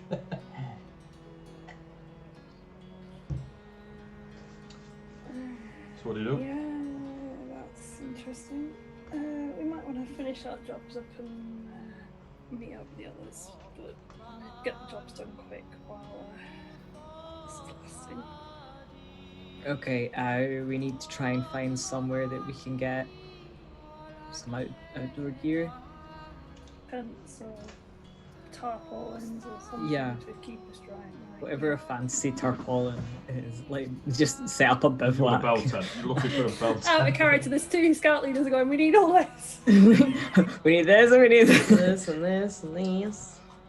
Don't you Get worry, me Game some Reader. rope and a piece of fucking plastic and I'm good. But you can't get fancy plastic. Alright, Need get me a something. piece of fancy fabric then that's thick enough to stop water. Jeez. So, behind these stalls, you see many rows of shops. One of them does indeed sell camping equipment or equipment to be used out Yeah. on the road. Are you all going in? If we've caught up with the others, I will have handed over the new cloaks as well. Yes, you have indeed. You're all caught up. You've all got a cloak that will keep you quite warm and dry under heavy rain. Or at least it feels that way, the way they've been made. It will also make us a little less noticeable to people who have seen us recently. Here's hoping. Cool. So you walk in to this camping shop. Behind the counter. Fantasy millets. Yeah, fantasy millets. It's the range bit. So you walk in. There is a single human male in there. Kind of common in appearance, curly blonde hair, dark grey eyes. I will say what you did all notice is there is more lighter coloured hair in Marlan than there was in Ebendorf. Ebendorf had a lot of dark hair, whereas here it's got a lighter, blonder colouring to it. Where is it? Oh, there you go. So yeah, curly blonde hair, dark grey eyes, plain clothing. He's got a long knife on his hip. And he seems to be, he's just putting a lot of tent poles up onto a bit of a racking, and you can see in there's backpacks, bed rolls, winter rolls, thinner versions of the heavy cloaks you've got on. There is tent, the tent pegs and such. There are canvas tents off to the side. This is basically where you'd get your starting equipment if you was a level 1 adventurer. He just hears his little bell, turns around. He's about middle-aged. Ah, good morning. Hello, customers. Hopefully. Hello. We were just wondering if we could get a tent that would fit, or a couple of tents that will fit sort of us all, and will keep us dry out on the road because it's a bit wet here. Oh yeah, we could definitely sort some stuff out. Is it just to house you for? Yeah. Oh, cool. You can come, and he comes around the counter and he starts pulling out these large canvas sacks that have got poles sort of strapped to them, and it's a big thick bag of canvas. This one will do 4 of you. Probably get 5 in if a push.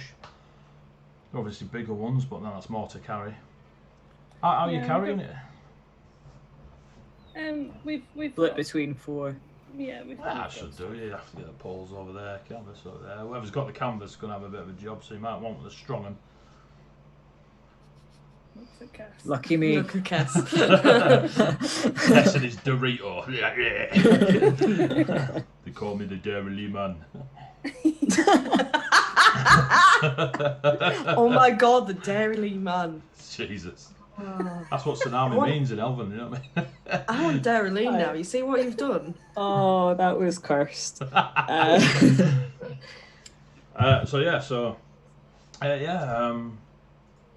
is that it? Just a tent and stuff? Kess is just going to have a kind of little browse around. While Ari's talking. There is a crap ton of what you would put down as survival gear. Just obviously there'll be variations of it compared to what you use out in the dunes, but they pretty much have the same stuff, just tailored towards rainy weather in the forest. Yeah. Give me a perception check. Whilst you're doing that.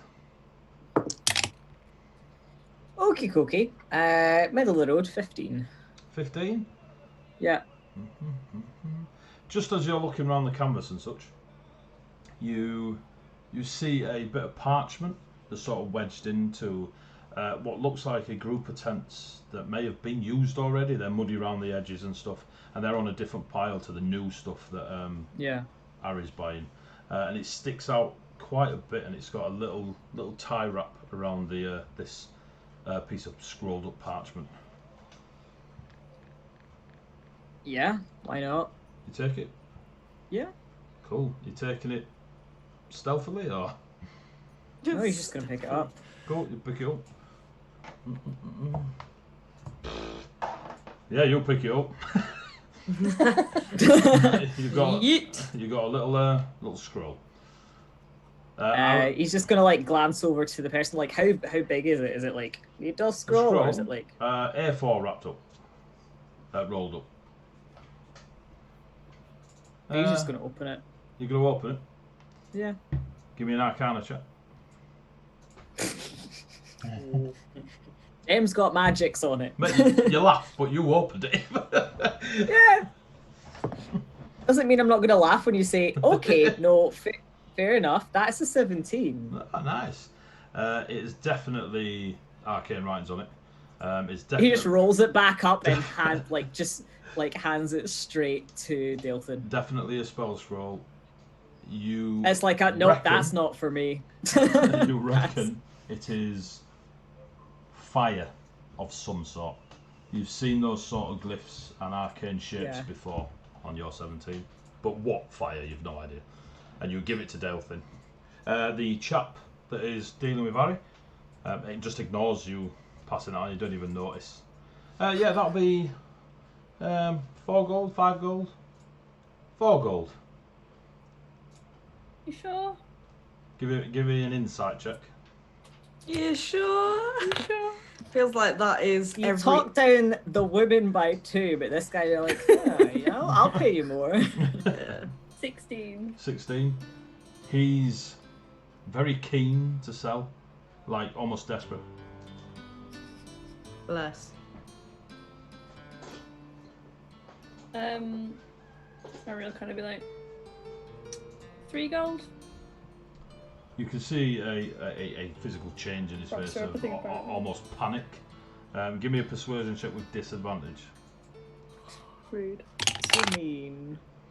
Well, that was a nat 1, so... Pay the poor guy's money. I can't. I can't drop from 4. Sorry, it's. Pay him the price. Yeah, That's God. fine. You've got Pays in the three figures in your bag. Do you know what I mean? That's 20 pence. How about 10p? You know what I mean? Listen, I've finally got a character with decent persuasion. You're gonna use it. God damn it! I'm gonna use it. Right, cool. So you get your tent. It is hefty. Like when he like drags it over to you, he's putting effort, and it's like poof, canvas for. Once it's money's changed hands, like Kess will just like strip it down and like divide it between them all. You strip it down. If at any point, as a note to yourself, that one of you ends up carrying the lot, you will be 2 levels of exhaustion by the end of the day. Just as a note to yourselves. If you are doing that, it's probably gone very wrong, and everyone else is dead. So yeah. I feel like if that happens, I've abandoned the tent. Yeah. I'll sleep in a Tent tree. is the least of our bloody problems. Because I'm probably carrying 2 of the party members as well. I mean, most of us aren't carrying anything, so yeah. Harry, you have a tent. Kesrion, you've passed a scroll to Delfin, who I believe can read it immediately. Mm-hmm. Scroll of Flaming Sphere.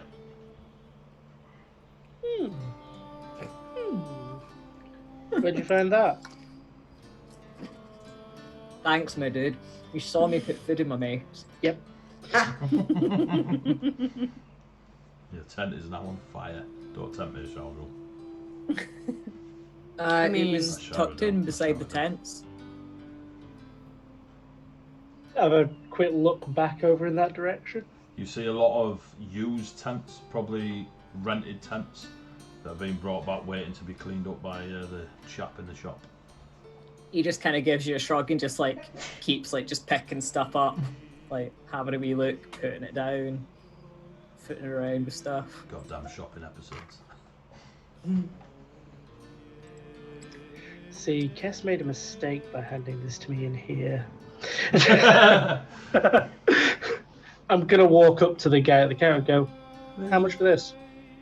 A gold? Insight check. You probably know the answer, but I'll make you roll for it anyway. 11. Even on that, mate, he ain't got a bastard clue what you're asking him. A gold? Gonna give him just a bit of a weird, narrowed-eyed look. Ari's already Get a tried to gold. fleece him. Give him a gold. Get a gold off of Ari if Ari will let me, and pass the gold over. He bites it, just make sure it's not chocolate. Yeah, he takes the gold. He looks well happy. Thank you. That goes in his little coin Thank purse. you. Put it into And the now he's bag. been paid five gold for what was probably worth 6. Anything else we need in here? Did they sell potions? He looks around at the camping equipment. I don't, but if you go next door, she's an alchemist. But you sell spell scrolls. Yeah, sometimes when we get them.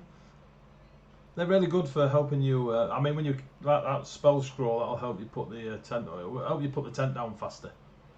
It will. Oh, You won't put it back up again, but it'll definitely take it down faster. Oh boy. The logical scholarly mind just looking at him going, what? Bastard's right. It's fair, but don't need a Albeit spell scissors, scroll for that. Albeit scissors, Jesus, AJ. Thanks, I'll come back in and check next time, see if you have any more. And then I'll walk to the door because I'm starting to get the impression that something's gone wrong. Mm-hmm. Cool. So you all leave. Do you go next door? Yeah. All of you? Yeah, No, Cool. I ain't going in. I'm staying outside. Andrea's outside. I Harry? thought you wanted potions. No, I was reminding you to buy potions. That's No, exactly what it sounded like. Who goes in the alchemist shop? I go in the alchemist shop. Yes. Delfin, do you? Yes. Harry? And Andrea, you're outside, yeah? Mm-hmm. Cool. Since you're the only one outside, Andrea, you watch Samuel leave the jeweller's shop without the parcel that he went in there with, and he walks back into the deeper into the town. So, You're the worst. Just to a comment to myself as I say that, I'm just like, well, if it was a bomb, good on him. that well-known elven bomb. If it was an explosion, good on him. So, 2 doors down from you. I'll just stand here. So, I'll just stand here, I'll soak it, it's fine, it's fire damage. Also, me and my 3 hit points. Excuse me. I have more than 3 17, hit I'm points. sorry. and you I've got more than that. You also think it's fire damage. So, you walk in. There is a male human, and there's a little table in front of him. It's quite a short, not as wide table, and he's really like deep in. There's little vials in front of him in little racks, and he's got a pipette. That I've probably not said that word in 30 years, but he's got a pipette, and he's quite narrow-faced. His hair's pretty auburn. He's got very large blue eyes, very excitable as he's looking down. His clothing's quite fine. He seems to be a better nick than the last few. Bastard Bard keeps walking past playing music. I'm blaming that on Syrinscape. And there is a lot of vials of potions in front of him. And he just sees you lot walking, but he doesn't look up. Like, he just sort of pauses as you three walk in. Little bell goes above the door, and he just carries on. Looks quite young. He's obviously quite busy, so Ariel kind of like look and see if there's any sort of shelves with like obvious potions for sale, etc., etc. Yeah, the shelves are rammed with varying sizes, very small vials to large bulbous vials. Some are in like a diamond shape, some are just triangular, all with varying colours: red, blue, white, yellow, clear, dark red, light red. That's a lot of money. You know that healing potions, from an arcane perspective, are quite expensive anyway. It would appear that, to be fair, the lad is working in some very nice clothing, and he's stood in front of alchemical stuff. So he's got a couple of quid to throw around, it looks. Is there anything really obvious showing like healing potions here, or is it all just not? None of them are labelled. It is full on, like, he wants you to speak to him if you want his goods. permission to make an Arcana check to start trying to suss some of these out. Permission granted. 22. Cool, the red ones. Figured. I'm just going to sort of guide them over towards the red vials. Ari, give me a perception check when you first see him. Ooh, get me rolling that. That's a bit unusual. That is 21. Cool. You see a white dove tattoo on his neck, just as he's moving around. Yep. Those of the white dove are the assassins of the entire country. Not just in the local town or area. The white dove, that's top bollocks, is that? That's top bollocks, is that? Oh boy, I'm so glad we're here. I love this place. Ravenholm's are just a barrel of laughs. Like you don't have assassins. He's just gonna be in the desert. picking up stuff and like looking at it and putting Yeah, it but- back down. He has no idea what he's in here for. He's just You're not there, Sandra. You can't curious. comment. No, I know, but I can, as a person, as a player, can comment. At least desert assassins are pretty cool. There's nobody to kill. That's the only reason they're good at the job. It's like 3 people in the desert. It's because We're I killed two them of all. them. Wow. And that's why you have no family, Kesfield. I have family, shut up. Where do you go back? Sandra's got something to tell you. Anyway, so you Kill mum and dad. It was all an illusion, Kes, You know all what? this time. And Sandra, like, I'm just going to go get my spear, and she took about 12 seconds. That was mum for 6, dad for 12. I'm telling you that. So you're in the alchemist shop, Kind of, white doves. it's like kind of goes off toward he kind of goes off to one of the shelves that's like a bit further away from the guy at the counter, and sends a message to Delfin Ooh. because we have that now, Hmm. and that way he can whisper without being heard. So he sends a message to Delfin of, "This guy's an assassin. We really shouldn't be here." Obviously, conversation back will be via message. An assassin in a place that sells alchemical goods. Maybe he's retired and just making money off the poisons. Message back. Have you seen how old he is? Maybe he's a really good assassin, got a lot of money, and made it quick. Early retirement. While the two of you are having What this level? tete-a-tete, What level? Sorry, Kes. What level is sending? It's not sending, it's message, it's Message, cantrip. it's cantrip. Cool. As you two are staring at each other, doing that, Kes is just like, what the fuck is going on? Oh no, he's like literally just picking up vials and like looking at, just touching you know, like when you take a kid into a shop There and you is- just like look with your eyes, not with your hands. Mm, Clearly never heard that. There is every colour you Just can pick think it up. of. Tell me 3 colours you pick up. uh-oh. Purple, green, yellow. Cool. As you pick up the green one, give me a wisdom saving throw. Oh, I love that. I got tons of that. That'll go great. That did not go. Oh no, that did go great. That did go great once, or it's not great, but it didn't go too badly. Wisdom saving is 12. Jesus. Yeah, you're getting it. So, Bye, friends. you stand there with the vial in front of you. It is cold to touch. There is a odour coming from it, sort of seeping through the cork. That is, it smells of sea salt, as though sea water is in this vial. As that strikes you, you inhale it, and it becomes very, what's the word? Hallucinogenic, and you Oh, good. you start staring at the wall in front of you, and then you start breathing heavy in the sense that you've got something on your head, like your face is encased in something, but you can see out of it, and you can breathe. It's just that it's like you're wearing a helmet, and it smells very strong of seaweed and kelp and such. And then you sort of, for a moment, you look down, and you are in full plate armor, it appears, made from kelp and such, and you can see 2 scimitars laid on the floor in front of you.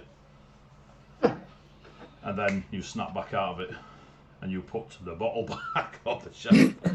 And slides it a little bit further away. And forever, And you remember the feeling you got when you were doing cold damage on your swords in the Feywild? You feel that presence again, that if you were to draw a blade, you'd feel the extension of water in your strike. You can feel it. And then it he's fades. just gonna kind of like glance over his shoulder and be like, anyone else see that? Okay, no worries. Okay. As you are having that moment. And just kind of like just like tuck his hands away, stop touching stuff maybe for 5 minutes. He learned his lesson. You hear a young voice over in the direction of the alchemist. Doesn't look up from the work he's doing, but clearly aimed at Harry and Delfin. Please don't cast magic in my shop. I'm just going to look over at Harry. And he carries on Look doing back. his work.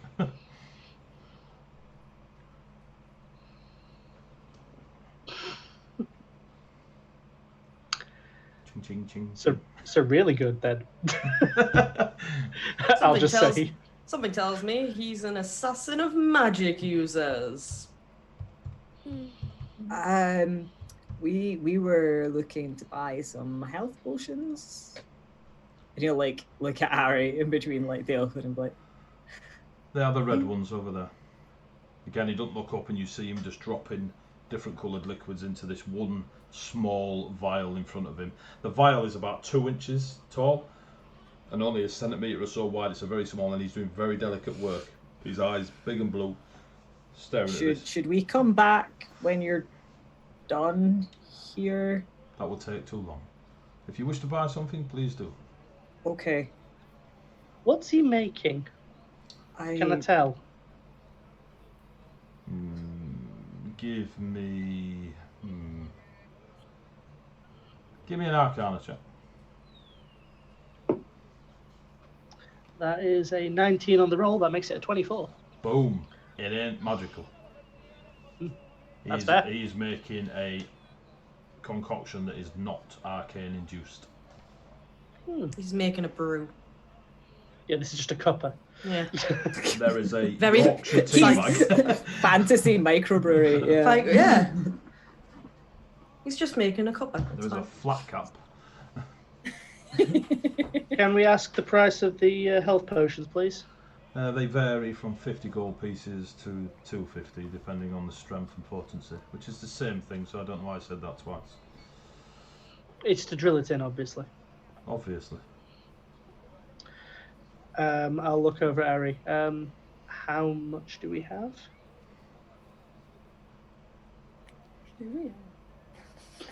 Oh, You're literally the money. goalkeeper.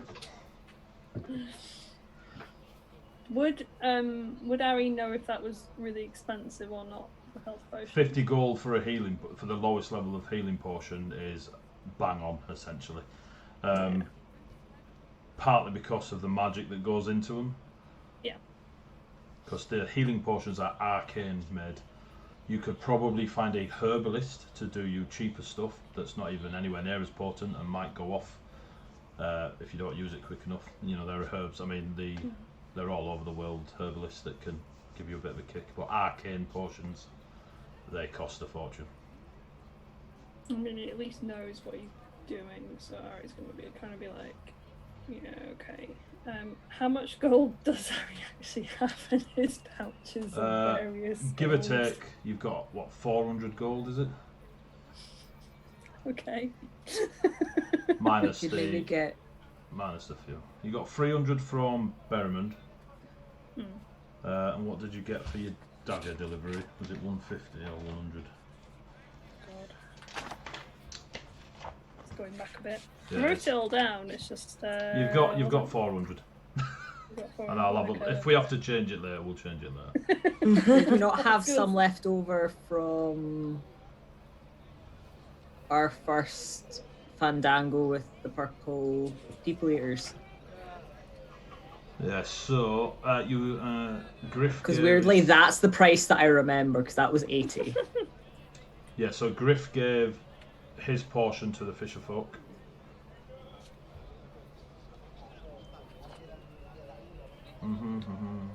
60 gold between us from the crew.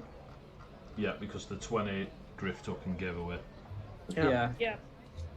Cool, so Griff gave that. So you got 60, 460, 150. Right, say you got 600 gold. And then work down from that. Okey-doke. Minus the That's obviously 6 you've just spent. Yeah. For sanity, I would say getting 8 basic healing potions at 50 each, but 4 would probably do the job. While we have the cash, and say 6. It's more for having 2 apiece to keep on bodies. Makes sense. Mostly, that'll mean we'll probably get the chance to stay alive longer. While we've got the cash, we may as well spend it on that. You seem pretty Can't new spend to it when you're gone. pretty new to buying potions. It looks across the area. We normally have somebody who travels with us who unfortunately can't be here at the moment. So we need a little bit of arcane help. He now stands up, sort of rolls his neck, stretches, and you see the white dove. And he walks over. This one here, and he points at a very pale red, almost pink. These are the lesser strength ones. These are the 50 gold pieces.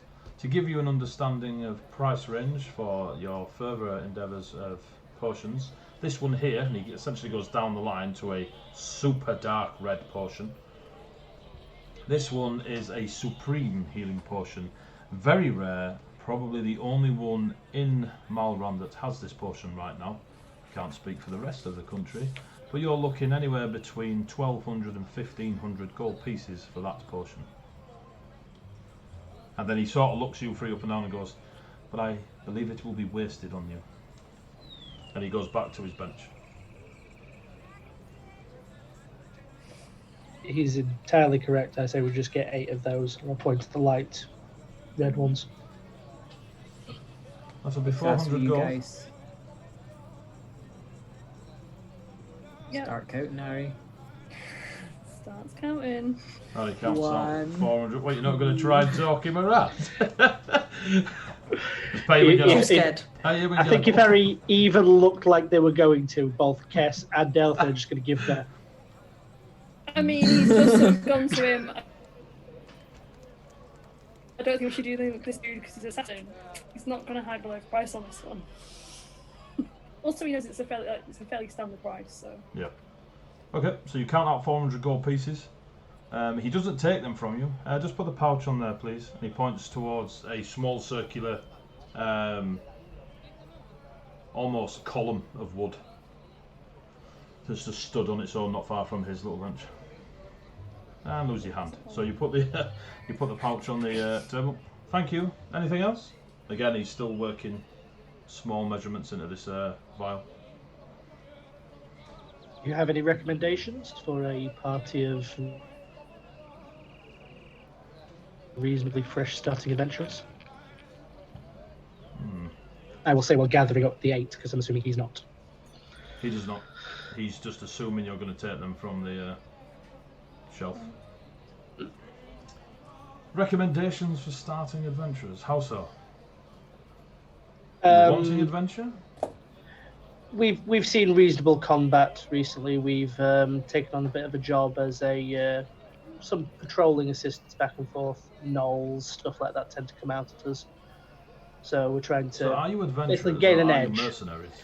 He now stood and he's now looking at you, Delfin. We're making the money. At which point in time, when we have the sufficient stuff to adventure with, the intent is adventure.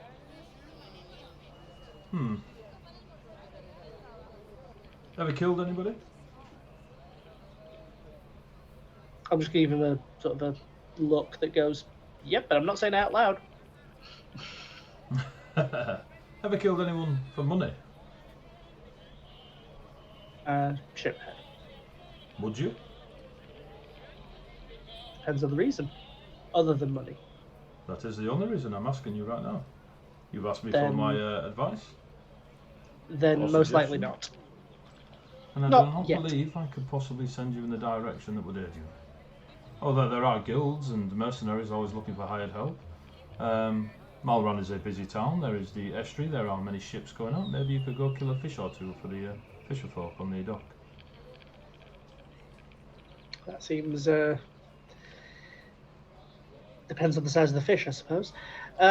It's more recommendations from one's place of work. We have a little bit of change to throw around, so we're looking at maybe something that would give someone an edge, perhaps in combat.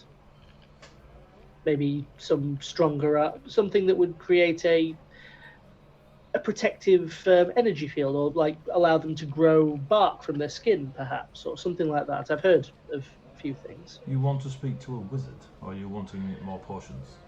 Potions that would do the same effect. A wizard's unreliable at best of times. I agree. Nice spell book. And he points across to the shelves. The green one there. And how much? Hey, you caught me off there. I didn't expect you to be buying one. Give me 2 seconds and I'll check my price list. Is it the same green one as Kess picked up? It is not. It is a slightly That's okay different then. He will not react then. That green one, no. 75 gold. And the effect would be the skin Exactly of what bark, you was just that? asked for, yes. You'll become as tough as trees. I'll look over at the purse holder. It would probably help Kess quite a bit. Look at Kess, don't you think? Something additional armor-wise. Give me an arcana check, Delfin. That is a 17. 22. Cool. So, looking at Kessfield, I mean, he's in armour and he's dexterous. You've seen him move around the battlefield. Weighing it up against drinking such a potion, there's not a right lot in it. Would it benefit any of the party members beyond me? Zandria? I'll make that as a voiced statement then. Cool. I'm happy to sell it to you. Do you think she would take the 8? I don't know. We'd have to find out. It's a in case of emergencies thing, I would say. If things start looking a bit violent, it would probably help in some way.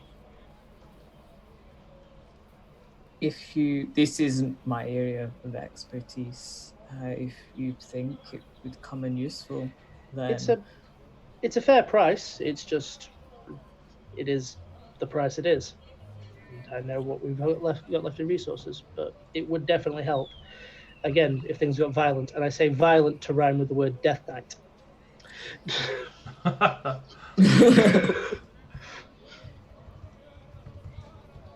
we can't take it with us when we're gone, so all we have to do is still pick up some provisions. So I don't see why not if you guys are happy to.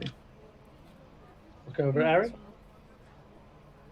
So Ari will also add on 75 to the pile.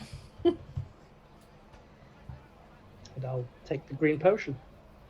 Cool. You have a potion of barkskin. Thank you very much. I didn't catch your name, sorry. Frido. Frido. Yes. Pleasure to meet you. Pleasure to meet you. And yours? Delfin. Delfin. That's all I'll it says. make a motion to the rest of you guys. Shall we leave? Unless there's anything else anyone wants. No, Thank you. I'm good. Thank you very much. On Thank the you way, for your time. you are very welcome. On the way out, Delfin. Delfin, Turn around. Yes? grow your hair. That scruff is horrible. And he goes back to his desk. There doesn't seem to be any hidden weird conspiracy knowledge about it. Just preference of hairstyle. I'll thank you for the advice. I'll head on out. Cool. You head out. Zandria's there. No bombers. We got some potions. We found something that might help for more armor if we need it. I'll make a point of handing out 2 red potions to everyone. and the green one over to Xandria. It will give you skin-like bark. It'll basically protect you if it gets to a stage of being in a fight. Only really drink it if things start getting far too up close and personal for what you normally do.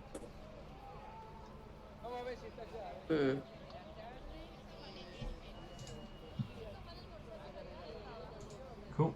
Well, so that. We all know Xandria's go backup character. So what do? You're outside the alchemist shop? There's a market square ahead of you. It's late morning. Do you want to try and make sure we get some more trail rations in, and then we need to get a move on. should we be perception check, Ari? Carry on, Kesfield, and I'll come back to you on it. Perception? Yep. I don't know what that means. should we be wanting to stay for that thing about the ravens, Ari? And we got 5, so we keep that. Cool. Ari, you've just been asked if you should stay for the things with the ravens.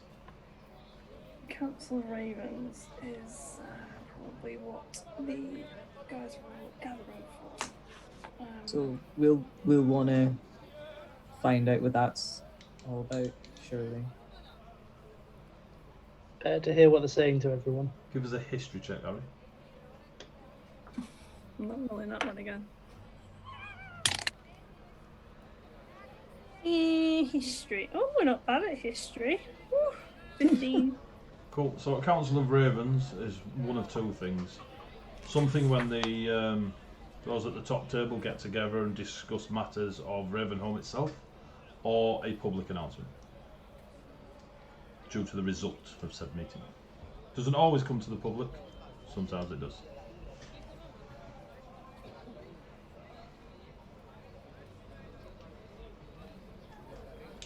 Okay. Well, yeah, the Council of Ravens is either going to be. If they're saying it's going to be 4 hours before sunset, it could be that they're meeting now, and then that's when they're going to announce. They've got a public announcement to make, or it could be that that's actually when the meeting itself is happening. How long roughly till sunset, judging by what we can see, AD? Oh, it's late morning. Like, you guys got up and we're only a couple hours away from Marlan, so it's like maybe 10 in the morning right now. So you reckon sunset is anywhere between 5 and 7, depending on the stormy nights and stuff. Can I offer a recommendation then to you all? We've been on the road in the horrible rain for some time now.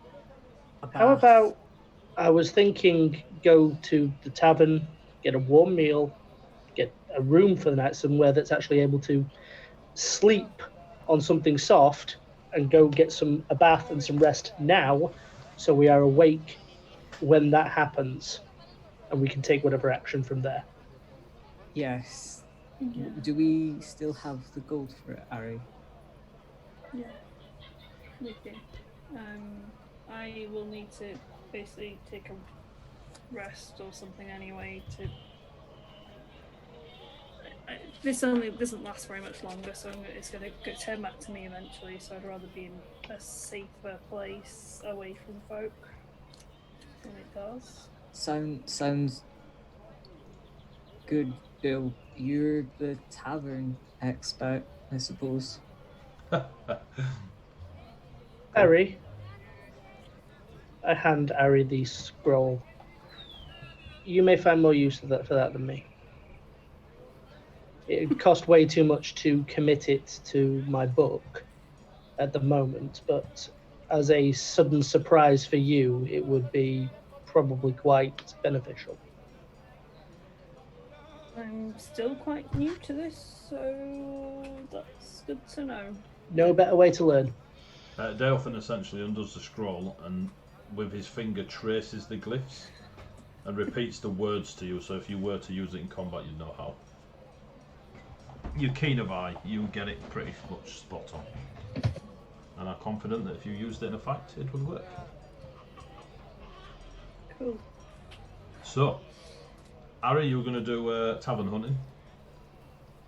Yeah. Give me a perception check. Let's roll a different dice today, shall we? Got so many out. Oh, there we go. That's better. 18. 18. Mm-hmm. Scooting around, like just walking and avoiding Elva, who you didn't see, walk right past you. She didn't make any motion to come over to your group whatsoever. But then you notice That's her... because we're all so unrecognisable in our new raincoats. Yes. 4 hooded lunatics. That's us. You walk round past a couple of taverns and you see Elva ahead of you. The only way she could have got ahead of you is if she'd have walked past you, and you obviously didn't notice her walk past you. But you then see to your right a very obviously dwarven-made building that says it's called the Blue Cask on the outside of it, and there indeed is a swinging piece of wood with a blue ale cask on the front. Yeah, the only reason you know it's dwarven is the more squared off shapes of it, that it's more stone than anything else. Even the roof has got a stone slant to it. You, being of the House of Eagle, are very, very used to the city of Azerite, just north of your lot, and the dwarfs of Azerite come down, and the House of Eagle, there is a constant, they're allies, pals, friends, they work together a lot, they're responsible for the wall, etc. So you spot dwarven architecture quite easy. It's in and amongst all the other buildings of Marlan. It's not like it's just randomly out there. It's definitely part of the street. But yeah, it's the Blue Cask, and that appeals to you more than the other taverns you see around the place. And is in the opposite direction of Elva. Yep, that's more of where we're looking at. How can I get away from this one? Okay, cool. Yeah, he will head in then and go to like the front desk.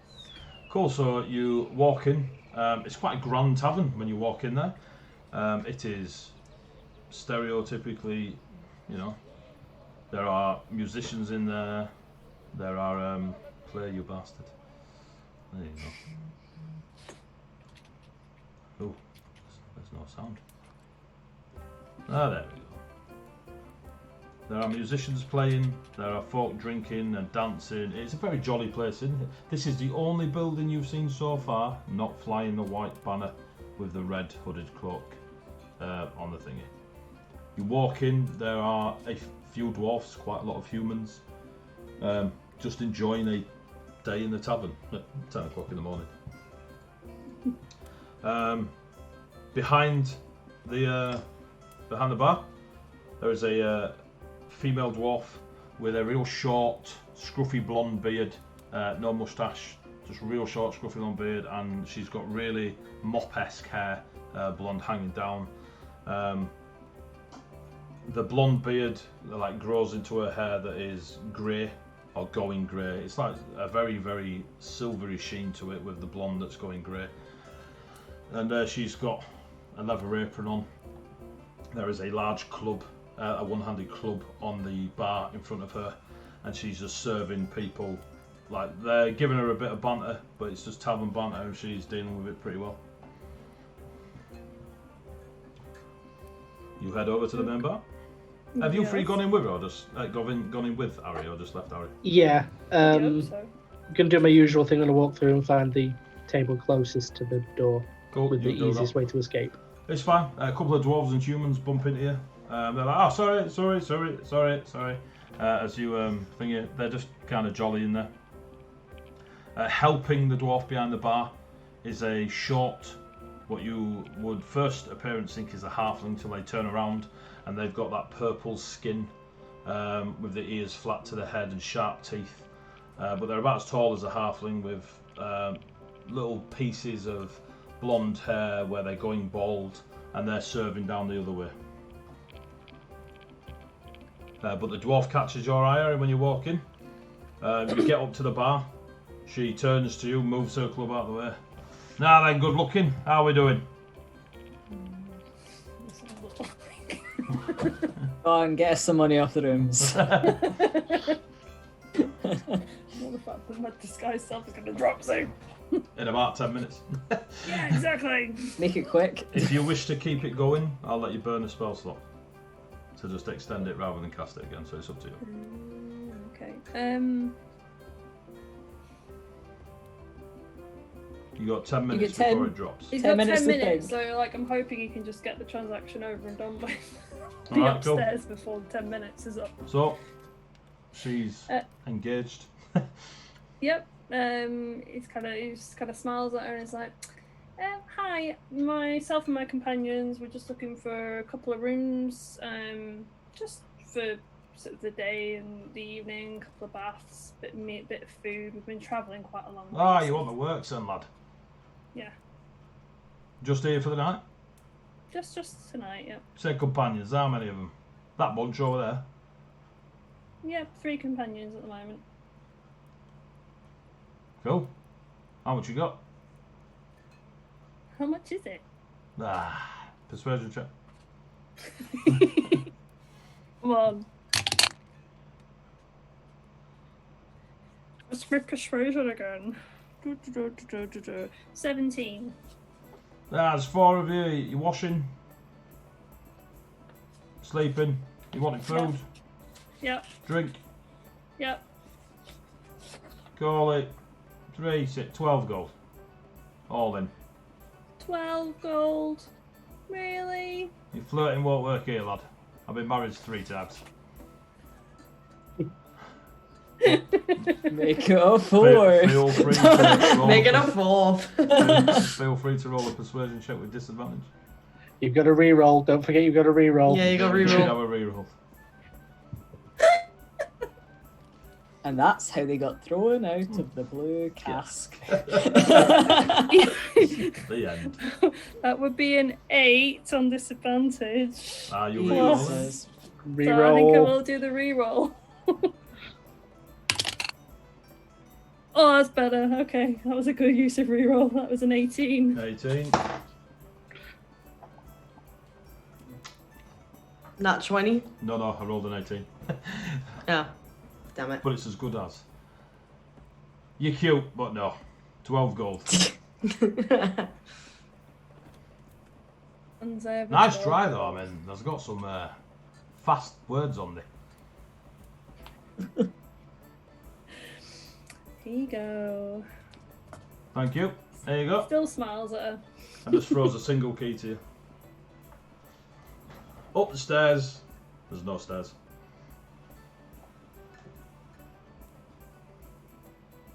You've been had. She's waiting for you to respond to up the stairs and then looks at you. Yes. Ha! I can't help myself. So if you just go down to the end there and turn left, there's a corridor. There's about 12 rooms. I say about, some of them are usually more or less filled with people. But this one's first one on your right, get you in there. There's about 6 bunks in there. Oh, there were 6 last time I checked. That'll be enough for 4 of you. If any other 2 come in there, just tell them to turf out. If they give you any trouble, come and tell me. I'll bring old Betsy round, puts her hand on the club, and we'll turf them out for you. Do not you. be having fun times in that room. I just cleaned it. Okay. He agrees because he doesn't look like himself.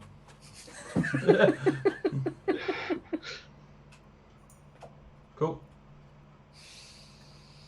What are you doing now? You got about Heads along to the 6 room. minutes. Yep. Did we all hear that conversation, by the way? You sat at the table closest to the door, so no. No. Just expecting dwarf-like projection was all. You're in a tavern full of people. You Always probably hear a dwarf-like lot projection. of but yeah, nothing specific of Harry's conversation. You do see Harry bugger off down to the side though and disappear, or in Harry's blonde form anyway. Oh, good, he's leaving.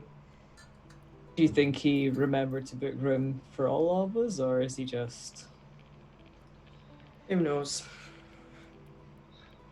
Why do we seeing that let no him one hold the else money seems to again? be getting up to check? Kess just kind of like gets up, shoulders the bag again. I'll go see where the room is. So you follow Harry down. You just Yeah. see Harry nip into a. I'm assuming you've gone into the room, Harry. Cool. You go into the room. Kess follows you in. Your disguised self drops not long after Kess walks in. And you are now Ari again. Oh. Sorry, It's yourself. I figured that probably doing that in the room full of people wasn't the best idea.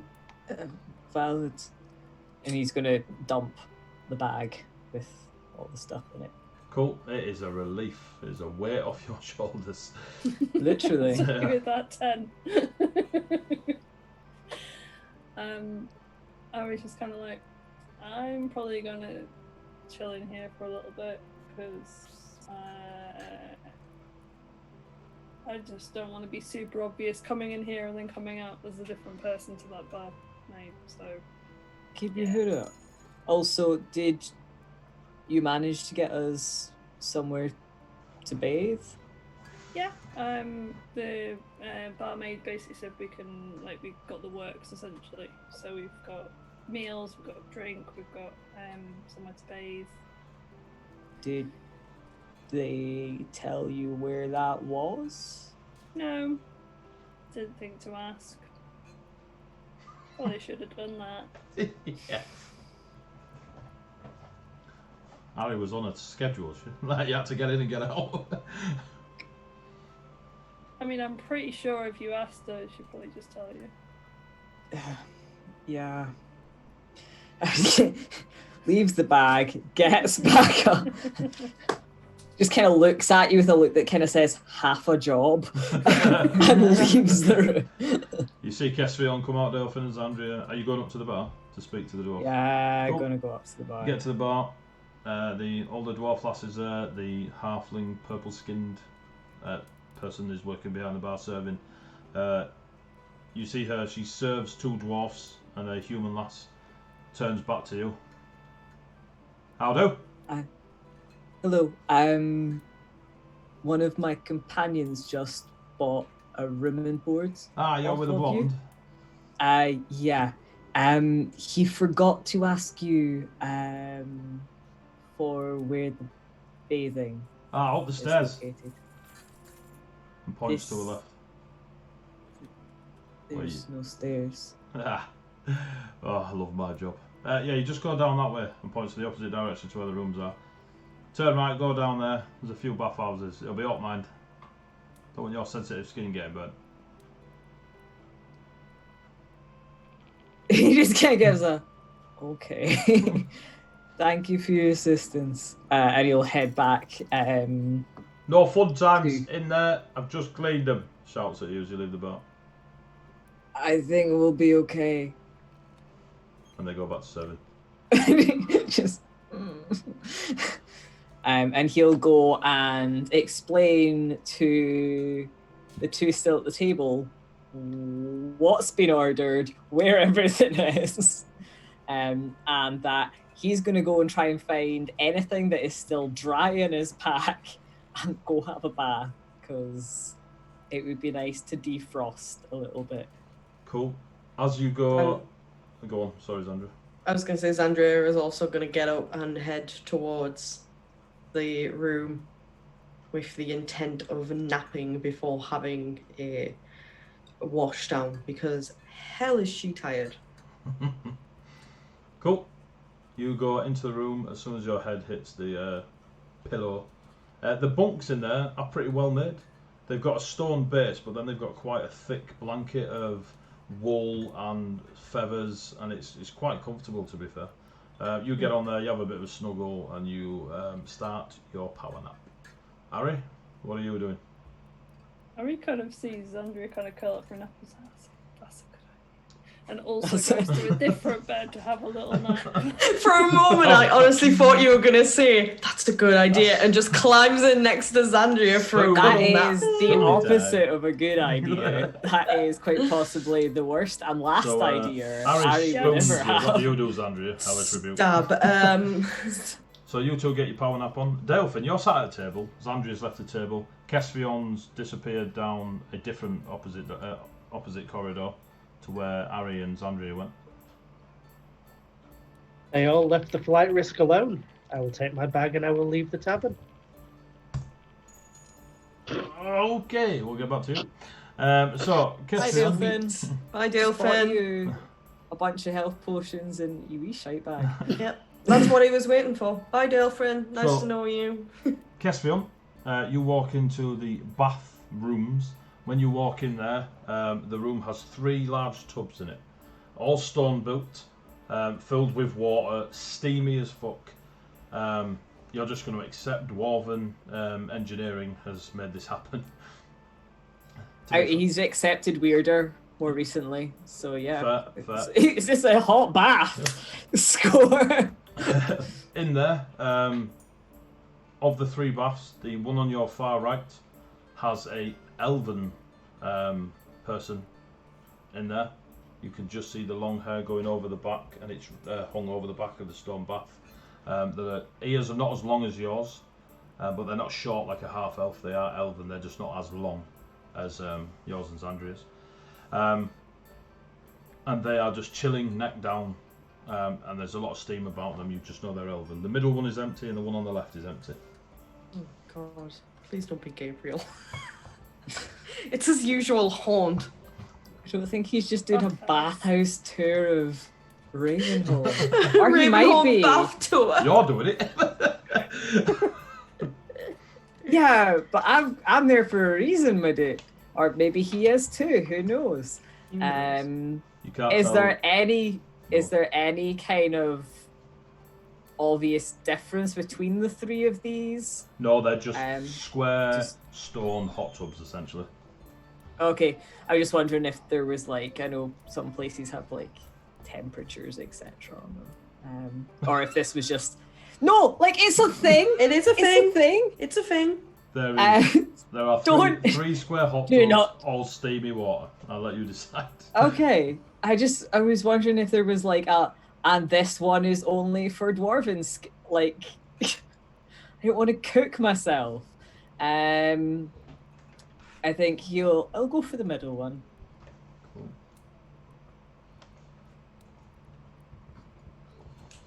Right, cool. So, Caspian, you deke it. I'm assuming just getting there with scimitars and everything.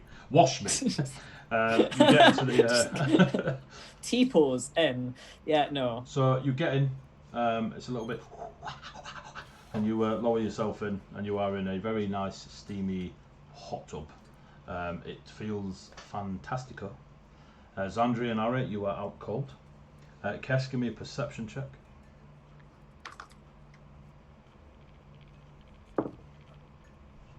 Ooh.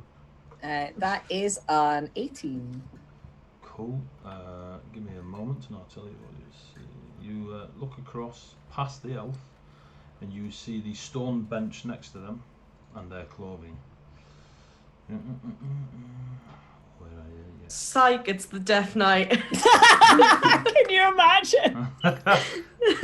He just drowned himself. Just like, nah, mate, goodbye. I'll take myself out. Yeah. No, he wouldn't. That's not what Cass would do. But he would just be like, oh. No, what Kess would do is he'd have a Percy Jackson moment. And he would tsunami all of the water. So you see a very expensive robe folded up, and it is of it's reds and oranges, pinks. There seems to be, it's a very nice robe, very much similar colours to the tribes and courts and that of your lot back in the desert. You've never seen her before. Her hair is auburn. It hangs down over the back, and you see this nice clothing at the other side. You see quite a like yellow ribbon,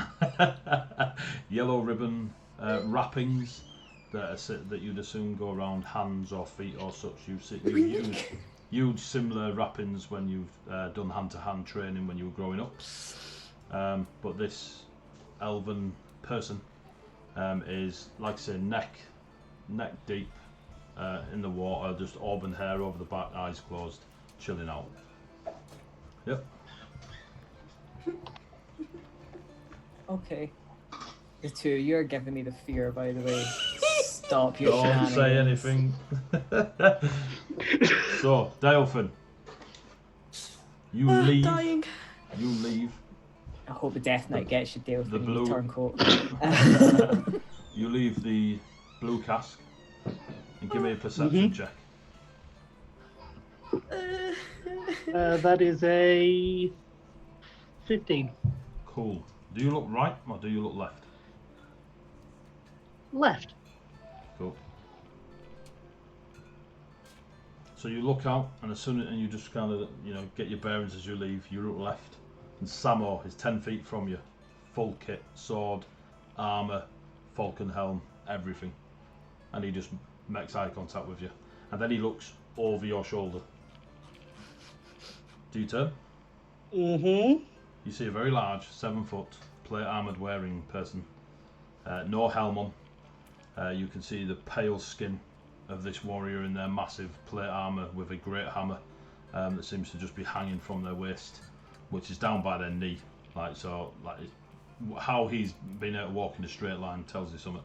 And you can see the large canine-like fangs that are thicker than those small pincery ones that you're heard of, the vampire tail.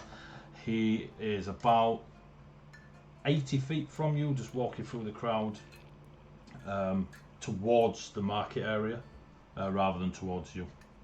But you would have seen them if you'd have looked right. Delfin, Samo. how goes it? Been better. Yourself? I'm well, thanks to you and yours. I'm to assume then that her ladyship is nearby? We are staying here, yes.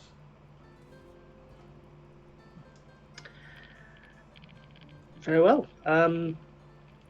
Where are your friends? I hope they are resting inside. And where are you going then, if they are resting? For a walk to clear my head. With all your belongings?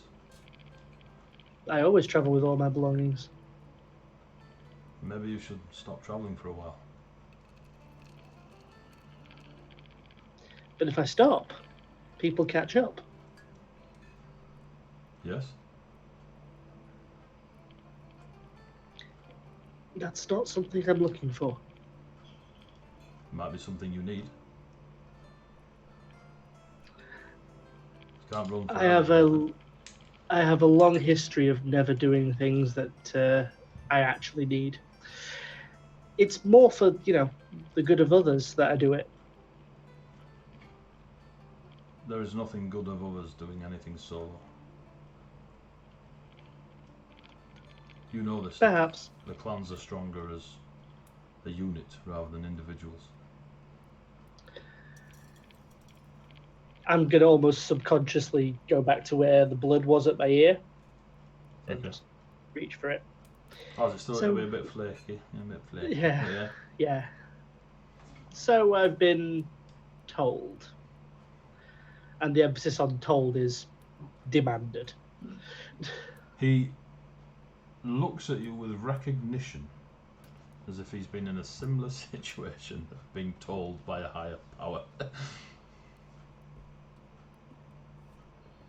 You are missed. And I do not know this as I'm not of your clan, but I can say that one of the age you showed me, you are running and yet you stopped to help. You could have kept running. Running won't solve anything. Whatever storm is chasing you, face it. I can't face it till I'm ready.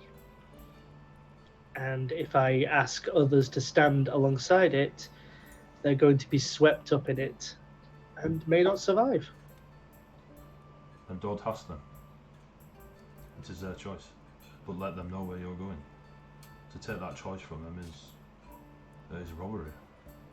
You take their honour with them, away from them, if you do not present them the option. If they choose not to stand with you, their honour's intact, and you may go face that storm by yourself. Although you may find a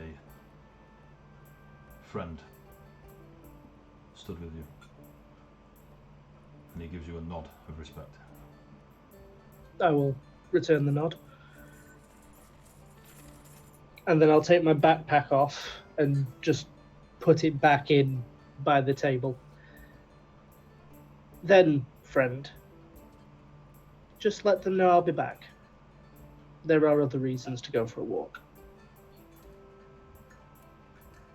I will. And that's how the party lost their temples. But they gained Delfin's rations. Hey! So, you go for your walk. Samo, at least, will believe you for now. And walk into the tavern. And he will sit at the table where your backpack was placed. As you walk out, Delfin, you see one of yourselves in the market square. Yep. Playing catch with a young human. You're just throwing a ball to one another. And then it fades. You, Xandria and Ari, you are asleep. Delfin, you are going for a walk. Caspian. I'm following a death knight. Cool. Delfin, you follow the Death Knight. He's going to the market square. You don't have to follow far. You follow the Death Knight towards the market square. Caspian, you are in your hot tub. Delfin, when you're going towards the Death Knight, you notice that there are the two female archer, thin-sworded, ranger-looking vampires that were guarding him before, or accompanying him, you don't know. But the three of them enter the market area and are looking at the stalls and such, very much as if they're on a shopping trip. There doesn't seem to be anything formal about it. Are you going to approach or just watch? Stay at a distance, keep an eye on them, just see where they go after this, what rooms they take. Just case them out for a while. Cool. And on that bombshell, we'll call it there because it's 11:05. So we've got Ari and Xandria having a power nap, we've got Delfin spying on a Death Knight, and we've got Kesfion sharing a bath with an elf. Not literally, of course, sharing a bathroom. So we will zoom back in next week. So it'll be next Tuesday from 8 o'clock onwards. So session 13, unlucky for some. Probably unlucky for Delfin or Kess. Both in situations.